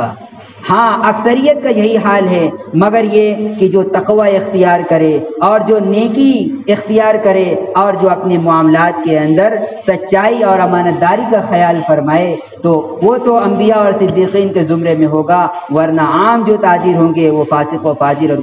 گنہگار بن کر اللہ کے دربار میں حاضر ہوں گے۔ دونوں حدیثوں کو ملانے سے جو مضمون اخذ ہوتا ہے وہ یہ اخذ ہوتا ہے کہ اگر ہماری تجارت حلال طریقے سے ہوگی، شریعت کی تعلیمات کے مطابق ہوگی، تو پھر یہ دنیا کے لحاظ سے بھی بابرکت ہوگی، خیر کا ذریعہ بنے گی، اور آخرت کے لحاظ سے بھی موجب اجر و ثواب بنے گی۔ اور اگر ہماری یہ تجارت شریعت سے ہٹ کر ہوگی اور شریعت کے ضوابط کو پامال کر کے ہوگی تو پھر دنیا کے لحاظ سے بھی بے برکتی کا ذریعہ ہوگی، نقصان کا ذریعہ ہوگی، اور آخرت کے لحاظ سے اللہ کی ناراضگی کے حصول کا ذریعہ بنے گی۔ اس لیے ہمیں اپنی تجارت کے اندر خاص طور سے اس کا لحاظ اور خیال فرمانا چاہیے۔ تمام جو تجارت کے تعلق سے اصول ہیں، جو ہدایات دی گئی ہیں علماء نے قرآن اور حدیث کی روشنی کے اندر، ان اصولوں کی روشنی کے اندر چند باتیں بطور خاص ذکر فرمائی ہیں، ہر تاجر کو ان کا خیال کرنا چاہیے۔ سب سے پہلی چیز یہ ہے کہ تجارت کے اندر سچائی اختیار کی جائے، آدمی سچ بولے، جھوٹ نہ بولے۔ جو لوگ جھوٹی قسمیں کھا کھا کر اپنے سامان کو بیچتے ہیں، خرید و فروخت کرتے ہیں، گھٹیا سامان ہے، اور قسم کھا کر قسم بخدا کی اللہ کے نام کی قسم کھا کر، جھوٹی قسم کھا کر اپنے سامان کو بیچتے ہیں، تو بظاہر چند روپے دنیا کے اندر زیادہ حاصل ہو جائیں گے، لیکن آخرت کے لحاظ سے یہ تجارت انتہائی گھاٹے کی تجارت ثابت ہوگی، گھاٹے کا سودا ثابت ہوگا، اور ایسی تجارت سے دنیا کے اندر برکت اٹھا لی جاتی ہے،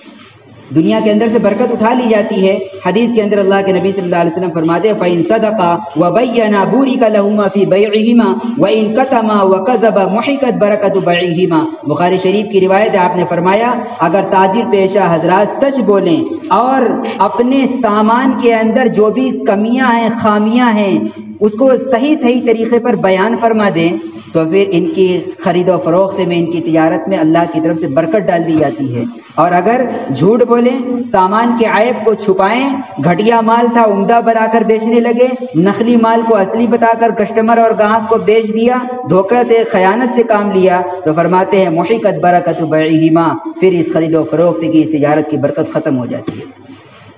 بظاہر مال و دولت آتی ہوئی نظر آ رہی ہوگی، لیکن ضرورتیں پوری نہیں ہوں گی۔ آج دیکھ لیجیے ہر آدمی کا کیا حال ہے،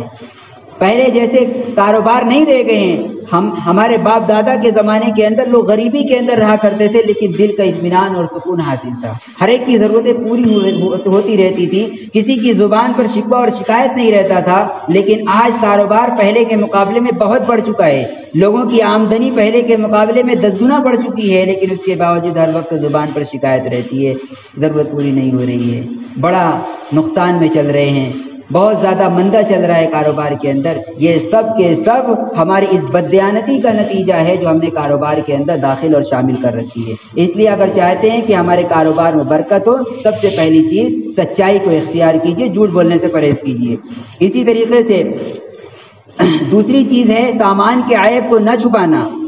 جو بھی سامان کے اندر خرابی ہو صاف طریقے سے بتا دیا جائے سامنے والے کو کہ بھائی دیکھو اس سامان کے اندر یہ کمی ہے، یہ خرابی ہے، اس کے اندر یہ رفو ہے، اس کے اندر یہ عیب پیدا ہو گیا ہے، یا یہ ڈی کا مال ہو گیا، یہ فلاں ہے۔ اس کے بعد خریدنے والا لینے پر راضی ہو تو لے لے، نہ لینے پر راضی ہو تو وہ چلا جائے، اس سے کوئی بات چھپائی نہ جائے۔ عیب کو چھپا کر فروخت کرنا یہ اسلام کی تعلیم نہیں ہے۔ اللہ کے نبی صلی اللہ علیہ وسلم ایک مرتبہ مدینہ طیبہ کے بازار سے گزر رہے تھے، آپ نے دیکھا ایک صحابی غلے کا ڈھیر رکھا ہوا ہے اور اس کو بیچ رہے ہیں۔ آپ قریب گئے، جا کر غلے کے اس ڈھیر کے اندر ہاتھ ڈالا، تو جب باہر نکالا ہے تو دیکھا اندر سے بھیگے ہوا غلہ اور اناج اندر سے بھیگا ہوا تھا اور اوپر سے خشک تھا۔ آپ نے پوچھا ما ھذا، یہ کیا ہے؟ اوپر سے خشک ہے اور اندر سے یہ گیلا کیوں ہے؟ تو کہنے لگے یا رسول اللہ مال رکھا ہوا تھا کھلے میں اور اوپر سے بارش ہو گئی جس کی وجہ سے غلہ بھیگ گیا، اب اگر میں غلہ بھیگا ہوا غلہ بیچتا تو میرا نقصان ہو جاتا، کم پیسے میں بکتا، سستا بکتا، اس لیے میں نے بھیگا ہوا اندر رکھ دیا اور اوپر سے خشک رکھ دیا تاکہ مجھے پورے پیسے مل جائے، میرا نقصان نہ ہو جائے۔ اللہ کے نبی صلی اللہ علیہ وسلم نے فرمایا یہ تم نے بہت ہی غلط کام کیا ہے، تمہیں اس بھیگے ہوئے غلے کو اوپر کرنا چاہیے تھا تاکہ خریدار آنے والا جو گاہک ہے وہ دیکھ لے یہ بھیگا ہوا غلہ ہے، اس کے بعد وہ لینے پر راضی ہو تو ٹھیک ہے، نہ لینا اس کو تو وہ چلا جائے۔ تم نے اندر بھیگا ہوا رکھا اور اوپر سوکھا ہوا رکھا ہے، یہ خیانت ہے، یہ گراہک کے ساتھ دھوکے بازی ہے۔ اور پھر آپ نے فرمایا من غشنا فلیس منا، من غشنا فلیس منا، من غشنا فلیس منا، جو دھوکہ دے وہ ہم مسلمانوں میں سے نہیں ہے، جو دھوکہ دے وہ ہم مسلمانوں میں سے نہیں ہے۔ دھوکہ دینے والا اللہ کے نبی صلی اللہ علیہ وسلم نے اس کو مسلمانوں کی سب سے خارج قرار دیا ہے، اس لیے عیب چھپانے سے، دھوکہ دینے سے بھی پرہیز کریں۔ اسی طریقے سے تیسری چیز ہے کہ ناپ تول میں کمی نہ کی جائے۔ عام طور سے جو بیچنے والے بنیا حضرات ہیں جو غلہ اور اناج بیچتے ہیں ان کے پیش نظر یہ رہتا ہے کہ ذرا سا گرام 2 گرام کم کر کے دے دیا جائے۔ یہ میرے بھائیوں بہت ہی زیادہ نقصان کی چیز ہے، خسارے کی چیز ہے۔ بظاہر چند گرام کم کر کے 2-4 روپے زیادہ حاصل کر لیں گے، لیکن وہ 2-4 روپے کس کام کے ہیں کہ جس کی وجہ سے رب ناراض ہو جائے، جس کی وجہ سے آخرت برباد ہو جائے، ایسے پیسے کس کام کے ہیں؟ آدمی غربت کے اندر زندگی گزار لے، دو چار پیسے کم حاصل کر لے، لیکن اللہ راضی رہ جائے، پروردگار راضی ہو جائے، تو یہی سب سے بڑی سعادت اور خوش قسمتی کی بات ہے انسان کے لیے۔ ایسے غلط طریقے سے پیسہ حاصل کرنا یہ شریعت کی نظر میں انتہائی گھناؤنی اور مذموم حرکت ہے۔ قرآن مجید کے اندر اللہ نے آیت نازل فرمائی وَيْلٌ لِّلْمُطَفِّفِينَ الَّذِينَ إِذَا اكْتَالُوا عَلَى النَّاسِ يَسْتَوْفُونَ وَإِذَا كَالُوهُمْ أَوْ وَّزَنُوهُمْ يُخْسِرُونَ۔ فرمایا یہ ناپ تول میں ڈنڈی مارنے والوں کے لیے، کمی کرنے والوں کے لیے بڑی ہلاکت ہے۔ ان کا حال یہ ہے کہ جب لوگوں کو تول کر دیتے ہیں تو کم دیتے ہیں، اور جب لینے کے لیے آتے ہیں تو پورا پورا وصول کرتے، چاہتے ہیں کہ 10-20 گرام مجھے زیادہ مل جائے، اور جب دینے کی باری آتی ہے تو سوچتے 10-20 گرام کم دے دیں۔ یہ بڑی ان کے لیے ہلاکت کا ذریعہ ہے، عذاب کا ذریعہ ہے، ایسا نہیں کرنا چاہیے۔ حضرات علماء فرماتے ہیں کہ یہاں خاص طور سے ناپ تول کا ذکر کیا گیا ہے، لیکن شریعت کے تمام معاملات اس میں داخل ہیں، تمام حقوق اس کے اندر داخل ہیں۔ جو بھی جس لائن سے پیشہ کر رہا ہے، کاروبار کر رہا ہے، اگر وہ کاروبار کرتے ہوئے ڈنڈی مار رہا ہے اس کاروبار کے اندر، اپنے اس معاملات کے اندر، تو وہ اس وعید کے اندر داخل ہو جائے گا، شامل ہو جائے گا۔ اس لیے ہمیں خاص طور سے اس پہلو کا بھی لحاظ اور خیال رکھنے کی ضرورت ہے، اور جب مال بیچیں تو پورے طریقے سے، بھرپور طریقے سے گاہک کو غلہ اور سامان دیا جائے، اس میں کمی نہ کی جائے۔ حضرت امام اعظم ابو حنیفہ رحمۃ اللہ علیہ، جو ہم سب کے مقتدیٰ ہیں، پیشوا ہیں، امام ہیں، جن کی ہم سب تقلید کرتے ہیں، اور ہمیں فخر ہے کہ ہم فقہ حنفی سے وابستہ ہیں، یہ ایک طرف تو امام وقت تھے، مجتہد تھے، لوگوں کے مسائل حل کرتے تھے، لیکن وہ فی سبیل اللہ کرتے تھے یہ خدمت، اس کا کوئی معاوضہ نہیں لیتے تھے۔ اس کے ساتھ ساتھ انہوں نے اپنی زندگی کے گزر بسر کے لیے کاروبار کا پیشہ اختیار کر رکھا تھا، کپڑوں کے تاجر تھے۔ جیسے ہم کپڑوں کا کاروبار کرتے ہیں، ایسے ہی ہمارے امام صاحب بھی کپڑوں کے بہت بڑے بزنس مین تھے، بڑے تاجر تھے۔ ایک مرتبہ ان کے پاس کپڑے کا ایک ایسا تھان آ گیا کہ جس کے اندر کچھ عیب تھا، کچھ کمی تھی۔ امام صاحب رحمۃ اللہ علیہ نے جو دکان کے اوپر بیچنے والا جو اسٹاف تھا، اس سے کہہ دیا کہ دیکھو اس کپڑے کے تھان کے اندر عیب ہے، تو لہٰذا جب تم اس کو بیچنے لگو تو بیچنے سے پہلے کسٹمر کو یہ تھان کھول کر دکھا دینا کہ دیکھیے اس جگہ پر یہ عیب ہے۔ اب اس کے بعد اس عیب کے ساتھ اگر وہ لینا چاہے تو بیچ دینا، نہ لینا چاہے تو اپنے پاس واپس رکھ لینا، بغیر عیب بتائے اس کو بیچنا مت، فروخت مت کرنا۔ معاملہ آنا کانا ہی ہو گیا، آیا اور گیا۔ کچھ دن کے بعد امام صاحب نے جب حساب لیا تو حساب کے اندر اس تھان کا بھی حساب سامنے آیا، تو امام صاحب نے پوچھا یہ جو تھان تم نے بیچا ہے اس کے اندر عیب تھا، تم نے گاہک کو یہ عیب بتایا تھا کہ نہیں بتایا تھا؟ تو جو اسٹاف تھے وہ کہنے لگے کہ حضرت میں تو بہت بھول گیا، بتانا ہی بھول گیا، میں نے بتایا نہیں تھا گاہک کو، میں نے پورے دام کے اندر وہ ناقص مال بیچ دیا، فروخت کر دیا۔ امام صاحب نے فرمایا چلو نکلو، ابھی اس خریدار کو تلاش کر کے لاؤ، کسٹمر کو تلاش کر کے لاؤ۔ وہ کہاں گیا؟ تلاش کیا لیکن کہاں ملنے والا ہے، کچھ اس کا آتا پتہ، کوئی ایڈریس نہیں تھا۔ تو واپس آئے، اس کے بعد امام صاحب رحمۃ اللہ علیہ نے اس دن جتنی آمدنی ہوئی تھی، جتنا مال بکا تھا، اس پورے کا حساب لگایا۔ تو علماء نے لکھا ہے کہ جب پورے کا حساب لگایا گیا تو تقریباً 650 گرام چاندی کا جتنا وزن بنتا ہے، 650 گرام یا 650 کلو، 200 دینار یعنی 650 کلو چاندی کا جتنا وزن بنتا ہے، اتنا مال اس دن بکا تھا۔ یعنی لاکھوں کے اندر وہ رقم بن جاتی ہے اگر موجودہ زمانے کے اعتبار سے حساب لگایا جائے۔ اس دن کی جتنی آمدنی ہوئی تھی، پوری آمدنی اٹھا کر امام صاحب نے اللہ کے راستے میں صدقہ کر دی۔ حالانکہ شریعت کی لائن سے اگر دیکھا جائے تو زیادہ سے زیادہ یہ کرنا چاہیے تھا کہ جو تھان تھا، اس تھان کی جتنی آمدنی ہوئی تھی اس کو صدقہ کر دیتے، لیکن امام صاحب رحمۃ اللہ علیہ نے صرف اس تھان کی نہیں بلکہ اس دن جتنا مال بکا تھا اس پوری آمدنی کو اٹھا کر اللہ کے راستے میں صدقہ کر دیا کہ میری حلال کمائی کے اندر یہ دھوکے سے بکا ہوئے مال کی آمدنی شامل نہ ہو جائے۔ یہ تھا ہمارے مقتدیٰ، ہمارے پیشوا، ہمارے امام اعظم ابو حنیفہ رحمۃ اللہ علیہ کا طریقہ اور ان کا طرز عمل۔ ہمیں اپنی تجارت کے اندر ان طریقوں کو اختیار کرنے کی ضرورت ہے۔ اسی طریقے سے چوتھی چیز ہے کہ کاروبار کرتے ہوئے حقوق اللہ کی ادائیگی کا بھی خاص لحاظ اور خیال رکھا جائے۔ عام طور سے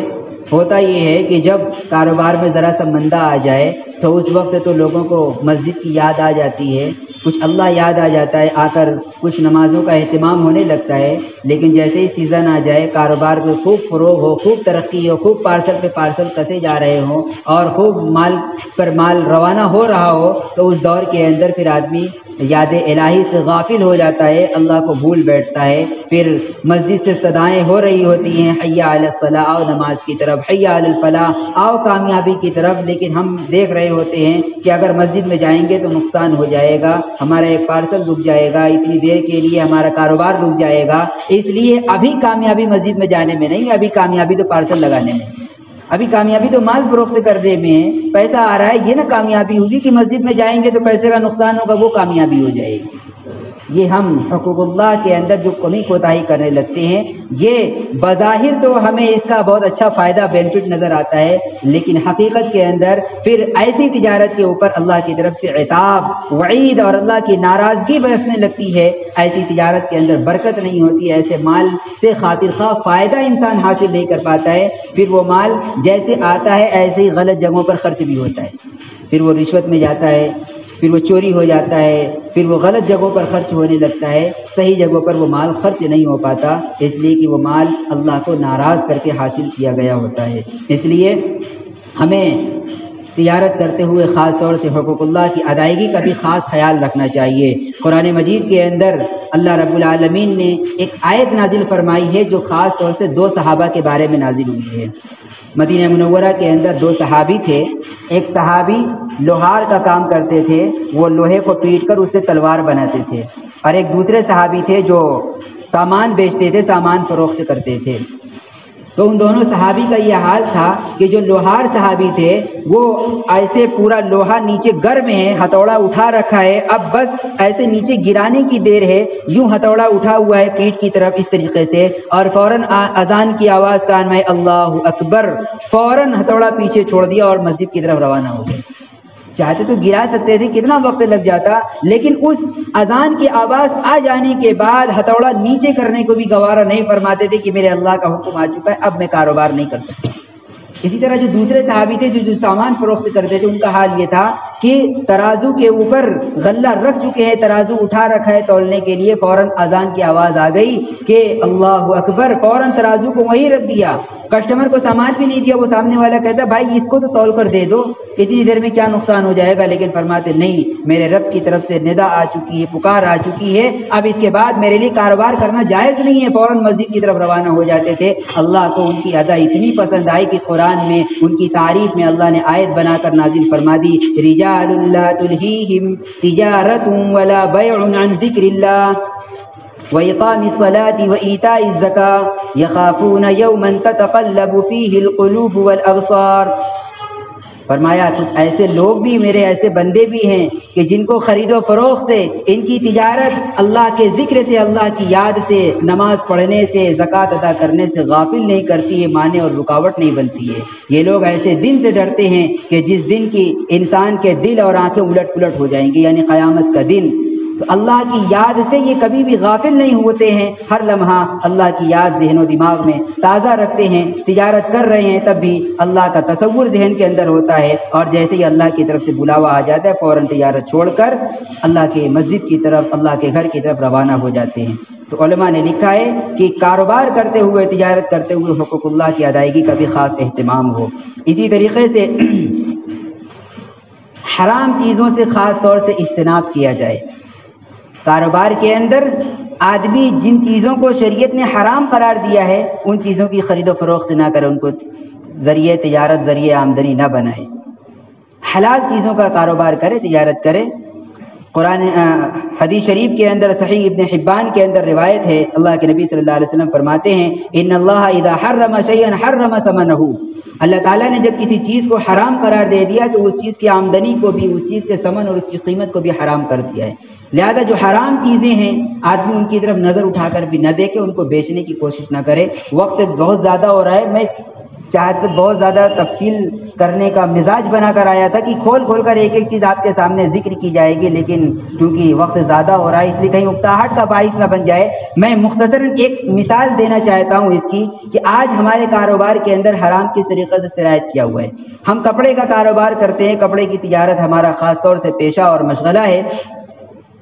ہوتا یہ ہے کہ جب ذرا سا کاروبار کے اندر مندہ آتا ہے اور مال بکنا فروخت ہونا بند ہو جاتا ہے تو فوراً ہماری نظر غلط چیزوں کی طرف اٹھنے لگتی ہے، حرام کی طرف اٹھنے لگتی ہے۔ اب پارٹی آفر دیتی ہے کہ فگر بنا کر دو، ساڑی کے اندر تصویر بنا کر دے دو تو بہت زیادہ تمہارا آرڈر رہے گا، اور ہر مہینے نقد پیمنٹ بھی ملتی رہے گی اور ریٹ بھی بہت زیادہ ملے گا تمہیں۔ اب تین چیزیں نظر آ رہی ہیں، مال کی ترسیل بھی ہوگی، مال بکے گا بھی خوب، اسی طریقے سے پیمنٹ بھی وقت پر ملے گا، ساتھ ہی ساتھ منافع بھی زیادہ حاصل ہوگا۔ ایسے وقت کے اندر ہمارے قدم لرز جاتے ہیں، لڑکھڑانے لگتے ہیں۔ اچھے خاصے دیندار حضرات بھی آج اللہ معاف فرمائے اس فگر کی وبا کے اندر شامل ہو چکے ہیں، داخل ہو چکے ہیں، اس کا شکار ہو چکے ہیں۔ اچھے خاصے لوگ ہیں، دیندار ہیں، نماز روزے کے پابند ہیں، حاجی ہیں، نمازی ہیں، اور جن کے بارے میں جب سننے میں آتا ہے تو حیرانی کے اندر انسان پڑ جاتا ہے کہ اچھا یہ بھی اس مشغلے کے اندر لگ گئے ہیں اور اس غلط رخ کو انہوں نے اختیار کر رکھا ہے۔ لیکن اس کے باوجود میرے بھائیوں آج بڑی تیزی کے ساتھ ہمارے کاروبار کے اندر فگر گھستا چلا جا رہا ہے، حالانکہ یہ سراسر حرام ہے، ناجائز ہے تصویر کو بنانا۔ علماء نے لکھا ہے کہ تصویر بنانے والا اور تصویر کو بنوانے والا اور اسی طریقے سے تصویر کو تیار کرنے والا یہ سب کے سب گناہ کے اندر شریک ہیں۔ جو آدمی خود بنا رہا ہے وہ بھی، جو بنوا رہا ہے وہ بھی، اور جو لوگ بنانے کے اندر تعاون کر رہے ہیں، معاون بن رہے ہیں، وہ سب کے سب گناہ میں برابر کے شریک اور حصے دار ہیں۔ بڑا سخت عذاب حدیث شریف کے اندر بیان کیا گیا ہے، سینکڑوں حدیثیں علماء نے جمع فرمائی ہیں تصویر کی حرمت پر۔ ایک حدیث میں آپ نے فرمایا ان اشد الناس عذابا عند اللہ المصورون، قیامت کے دن سب سے زیادہ سخت عذاب تصویر بنانے والوں کو ہوگا۔ قیامت کے دن تصویر بنانے والوں کو مکلف بنایا جائے گا ان ينفخ فيه الروح وليس بنافخ، اس میں روح ڈالو، اور آدمی چاہ کر بھی روح ڈال نہیں سکتا ہے، کسی کے بس میں نہیں ہے کہ کسی مردار کے اندر جان ڈال دے۔ روح ڈالنا اور کسی مردہ کو زندہ کر دینا یہ صرف اللہ کے قبضہ و قدرت میں ہے، اس کے علاوہ باقی کسی کو کوئی اختیار نہیں ہے کہ وہ کسی کے اندر روح ڈال دے اور جان ڈال دے۔ ہے بھائی کوئی؟ کسی کو یہ اختیار نہیں ہے، لیکن تصویر بنانے والے کو مکلف بنایا جائے گا کہ تم نے دنیا میں تصویر بنائی تھی، تم نے میری صفت خالقیت کے اندر میری مشابہت اختیار کرنے کی کوشش کی تھی، میں خالق ہوں، میں مصور ہوں، لیکن تم بھی مصور بن رہے تھے دنیا میں، تو گویا تم یہ دعویٰ کر رہے تھے کہ اللہ صرف آپ مصور نہیں میں بھی مصور ہوں، صرف آپ خالق نہیں میں بھی خالق ہوں، لہذا جب خالق بننے کا دعویٰ کر رہے تھے تو میری طرح روح ڈالو اس میں۔ مکلف بنایا جائے گا ولیس بنافخ، آدمی چاہ کر بھی روح ڈال نہیں سکتا ہے، جس کی وجہ سے سخت عذاب جہنم میں ہوگا۔ فرمایا کہ جہنم کے اندر سے ایک گردن نکلے گی اور وہ پورے مجمع میں سے چن چن کر ان لوگوں کو اٹھا کر جہنم میں پھینک دے گی جو تصویر بنانے والے ہیں۔ بڑی سخت وعید بیان کی گئی ہے، ایک دو نہیں سینکڑوں حدیثیں ہیں اور قسم قسم کی وعیدیں ہیں تصویر بنانے والوں کے لیے۔ لیکن آج ہمارا پورا معاشرہ تصویر کی اس خطرناک لت اور وبا کا شکار ہے۔ عام طور سے دیکھ لیا جائے ہر ایک کے ہاتھ میں ملٹی میڈیا موبائل ہے، بلا جھجک بلا کسی تکلف کے آدمی تصویر کھینچ رہا ہوتا ہے، واٹس ایپ کے اوپر لگا رہے ہیں، اپنی ڈی پیوں کے اندر اپنی تصویر لگا رکھی ہے، فیس بک کے اندر شیئر کیا جا رہا ہے، دوستوں کے ساتھ شیئر کیا جا رہا ہے، کہیں گھومنے کے لیے چل گئے وہاں سیلفی لے کر اس کو شیئر کیا جا رہا ہے۔ ہم سمجھتے ہی نہیں کہ کوئی حرام کام کر رہے ہیں، ایسا سخت ترین حرام کام کر رہے ہیں کہ جس کی اتنی سخت سزا ہمیں قیامت کے دن ملنے والی ہے۔ یہ وبا آج اس قدر عام ہو چکی ہے کہ عوام تو عوام، دیندار طبقہ، اور بلکہ یہ کہنا چاہیے کہ علماء کا اور خواص کا طبقہ بھی اس کا شکار ہو چکا ہے۔ جب اہل علم اور علماء ہی اس کو حرام سمجھنے سے گریز کر رہے ہیں اور یہ سمجھ رہے ہیں، اپنے عمل سے اس بات کا ثبوت دے رہے ہیں کہ یہ کوئی غلط چیز نہیں ہے، کوئی خراب چیز نہیں ہے، تو پھر عوام بیچاری کہاں جائے گی؟ اس لیے میں اہل علم سے بھی گزارش کرنا چاہتا ہوں اور عوام سے بھی کہتا ہوں کہ خدا را اس کی حرمت کو سمجھیں، اس کی سختی کو محسوس کریں اور اللہ کی گرفت اور اللہ کی پکڑ سے اپنے آپ کو بچانے کا سامان فراہم کریں، اس تصویر سازی سے باز آ جائیں۔ تو کھینچنے کے اوپر یہ وعید ہے۔ اسی طریقے سے تصویر بنانے والا جو کپڑی کے اندر نقشہ نویسی ہم کرتے ہیں وہ بھی بڑی سخت ترین وعید اس کے اندر بیان کی گئی ہے۔ حدیث شریف کے اندر ہے، بخاری شریف کی روایت ہے کہ ایک مرتبہ حضرت عبداللہ ابن عباس رضی اللہ تعالی عنہما کے پاس ایک شخص آیا جس کا کاروبار تھا، جس کا بزنس تھا نقشہ بنانا، نقشہ نویس تھا، وہ گرافنگ کا کام کرتا تھا۔ وہ آیا اور اس نے آ کر کہا کہ میرا یہ بزنس ہے، میں جاندار چیزوں کا نقشہ بناتا ہوں، گرافنگ کرتا ہوں اور اس کے ذریعے سے میں آمدنی حاصل کرتا ہوں۔ حضرت عبداللہ ابن عباس رضی اللہ تعالیٰ عنہ نے اس کو وہی حدیث سنائی جو ابھی میں نے پڑھی تھی، ان اشد الناس عذابا عند اللہ المصورون، قیامت کے دن سب سے زیادہ سخت عذاب تصویر بنانے والوں کو ہوگا۔ جب یہ حدیث پڑھی ہے، آج ہمارے سامنے یہ حدیثیں پڑھی جاتی ہیں، ہمارے اوپر اس کا کوئی اثر نہیں ہوتا ہے، ایک کان سے سنتے ہیں دوسرے کان سے نکال دیتے ہیں۔ لیکن اس زمانے میں خیر کا پہلو غالب تھا، لوگوں کے اندر اللہ کا خوف اور ڈر تھا۔ حدیث کے اندر الفاظ ہیں کہ جیسے ہی یہ حدیث پڑھی ہے فوراً وہ کانپنے لگا، تھرانے لگا، خوف اس کے اوپر ساری سوار ہو گیا اس بنانے والے کے اوپر، اور بڑا ہی لرزتے ہوئے لب و لہجے کے اندر وہ کہنے لگا، ہاں اتنی سخت وعید ہے، اب میں کیا کروں؟ اگر میں اس کاروبار کو چھوڑ دیتا ہوں تو پھر میری ضروریات کیسے پوری ہوں گی، گھر کا خرچ کیسے چلے گا؟ تو عبداللہ ابن عباس رضی اللہ تعالیٰ عنہما نے اسے فرمایا، ان ابیت الا ان تصنع فعلیک بہذا الشجر وکل شیء لیس له صورہ، او کما قال، فرمانے لگے کہ اگر تمہیں بہت زیادہ مجبوری ہی درپیش ہو جائے تو پھر تم درخت کی تصویر بنا لو، گھر کی تصویر بنا لو، پیڑ پودوں کی تصویر بنا لو، بے جان چیزوں کی تصویر بنا لو، ایسی چیزوں کا نقشہ بنا لو جس کے اندر جان نہیں ہوتی ہے، اس کی تمہیں اجازت ہے، یہ تم کر سکتے ہو، لیکن جاندار چیزوں کی تصویر کبھی مت بنانا۔ یہ اس زمانے کے گرافر کا حال تھا کہ حدیث سنی تو فوراً لرزہ طاری ہو گیا، اور آج ہمارا حال یہ کہ حدیثیں سنتے رہتے ہیں لیکن اس کے باوجود ہم یہ سوچ کر بیٹھے ہوئے ہیں، سنانا مولویوں کا کام ہے، سننا ہمارا کام ہے، عمل کرنا ہماری مرضی، چاہے تو کرے چاہے تو نہ کرے، جو ہوگا آخرت کے اندر دیکھا جائے گا، ابھی تو یہاں ہمیں کمانے دیا جائے، ابھی ہمارے کمانے کی راہ میں کوئی رکاوٹ کھڑی نہ کی جائے، ہمیں تو دنیا میں خوب کروڑ پتی ارب پتی بننا ہے، لہذا مولویوں اپنی بات اپنے پاس رکھو، حدیث اپنے پاس رکھو، ہم جو ہماری مرضی کے اندر آئے گا وہ ہم کر کے رہیں گے، چاہے تم لاکھ حدیثیں سناتے رہو، ہمارے اوپر اس کا کوئی اثر ہونے والا نہیں ہے۔ میرے بھائیوں بزرگوں، اللہ کی گرفت اور اللہ کی پکڑ سے ہم سب کو ڈرنے کی ضرورت ہے، اس لیے حرام چیزوں کی تجارت سے ہمیں خاص طور سے اجتناب اور پرہیز کرنے کی ضرورت ہے۔ اسی کے ساتھ ساتھ اللہ کی ذات پر توکل بھی رکھیں۔ اللہ نے ہمیں ہاتھ پیر ہلانے کا مکلف بنایا ہے، لیکن رزاق ہم نہیں ہیں۔ رزاق کون ہے؟ اللہ کی ذات رزاق ہے، اس نے روزی دینے کا ذمہ اپنے اوپر لے رکھا ہے۔ فرمایا وما من دابۃ فی الارض الا علی اللہ رزقها، روئے زمین پر جتنے بھی حیوانات ہیں، جتنے بھی جاندار ہیں، چرند و پرند ہیں، سب کی روزی اللہ نے اپنے ذمہ لے رکھی ہے۔ صرف انسان نہیں، جتنے بھی جاندار ہیں سب کی روزی کا ذمہ اللہ نے اپنے ذمہ لے رکھا ہے، وہ ضرور ہر ایک کو روزی پہنچا کر رہے گا۔ حدیث شریف کے اندر آتا ہے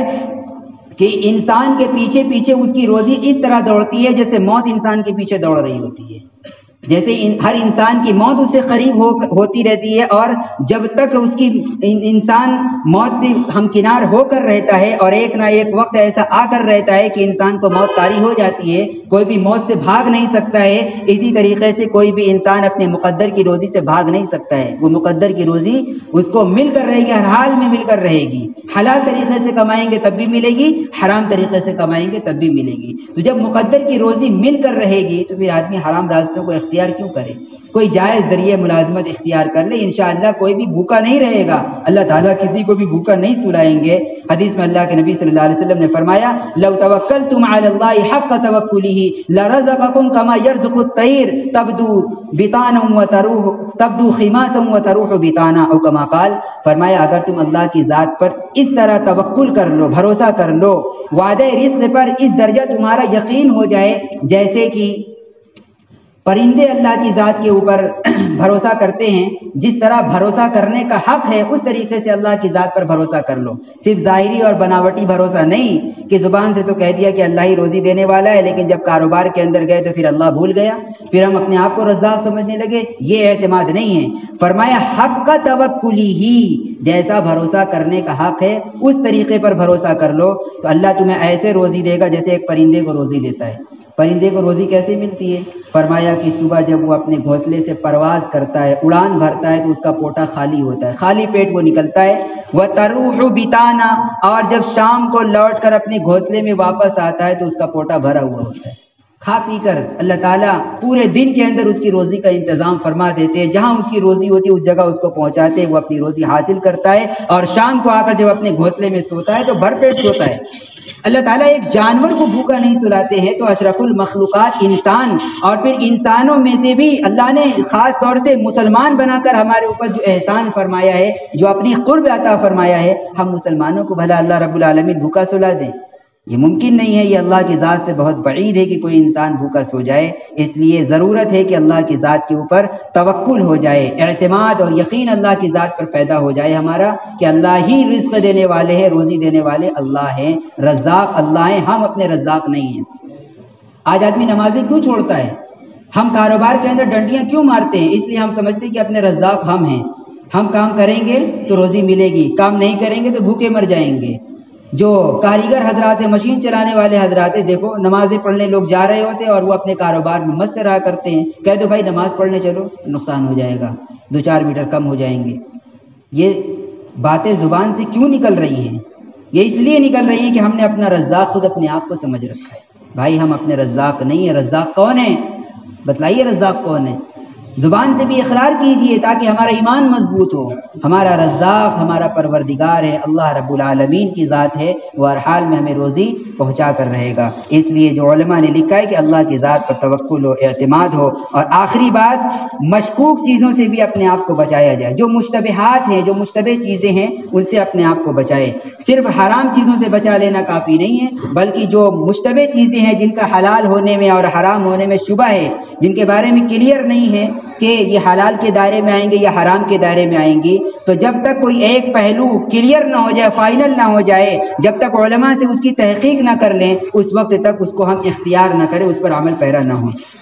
آپ نے حدیث کے اندر ارشاد فرمایا الحلال بین والحرام بین وبینہما مشتبہات، حلال بھی کھلا ہوا ہے، حرام بھی بالکل واضح ہے، لیکن دونوں کے بیچ میں ایک تیسرا درجہ ہے مشتبہات کا۔ وہ مشتبہات ہے کیا؟ فرمایا لا یعلمہن کثیر من الناس امن الحلال ہی ام من الحرام، اکثر لوگ ان کے بارے میں نہیں جانتے کہ یہ حلال میں آئیں گی یا حرام میں آئیں گی۔ اس کی ایک مثال میں آپ کو دیتا ہوں کہ آج کل کے زمانے میں ساڑیوں کے اندر جو ڈیزائنیں بنائی جا رہی ہیں، تو بعض ڈیزائنیں اس طریقے پر بنائی جا رہی ہیں کہ جو ایک اینگل سے دیکھا جائے تو فلاور محسوس ہوتی ہیں، پھول کی ڈیزائن محسوس ہوتی ہے، اور دوسری طرف سے گھما کر دیکھا جائے تو جاندار کی تصویر بن جاتی ہے، مور بن جاتا ہے، بطخ بن جاتی ہے، فگر کے دائرے کے اندر آ جاتا ہے۔ یہ مشتبہ ہے،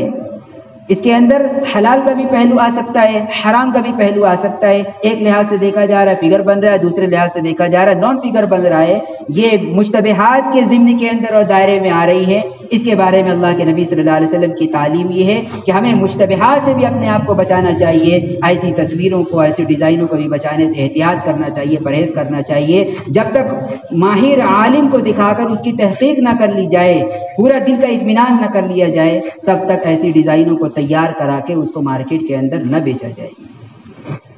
اور آخری چیز یہ ہے کہ ہم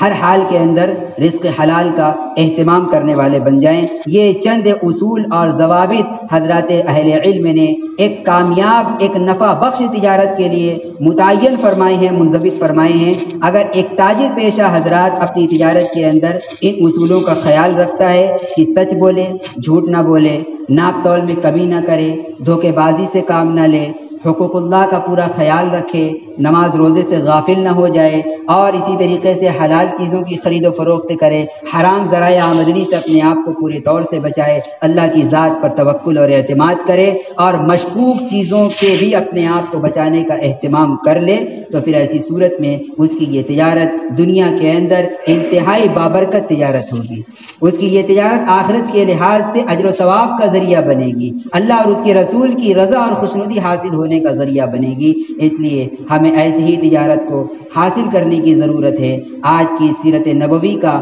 تعلیمات نبوت کا یہی پیغام ہے کہ ہم معاملات کے لائن سے بھی وہ طریقہ اختیار کریں جو اللہ کے نبی صلی اللہ علیہ وسلم کی تعلیمات کے مطابق ہے، اور معیشت کے اندر کمانے اور خرچ کرنے کے مسئلے کے اندر بھی وہی ساری چیزیں اختیار کریں کہ جو شریعت کی لائن سے صحیح ہیں، درست ہیں، شریعت کے زمرے کے اندر آتی ہیں۔ اللہ سبحانہ و تعالی ہم سب کو ان تمام اصول و ضوابط پر کاربند ہونے کی توفیق نصیب فرمائے۔ اور ساتھ ہی ساتھ اگر ہم مسائل سے واقف نہیں ہیں، آشنا نہیں ہیں، عام طور سے ہر آدمی کو باریکیوں کا علم نہیں ہوتا ہے، تو ایک بات نوٹ کر لیں، ایک بات کا اہتمام کر لیں کہ جب بھی کوئی نئی چیز ہمارے سامنے آئے تو فوراً حضرات علماء کی طرف رجوع کریں،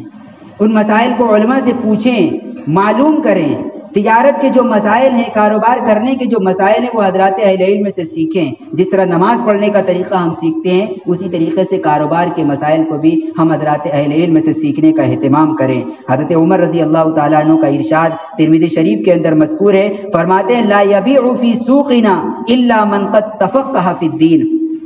ہمارے بازار میں وہی آدمی خریدنے اور بیچنے کے لیے آئے جس نے دین کا علم حاصل کر رکھا ہو، جس نے دین کے مسائل سیکھ رکھے ہوں۔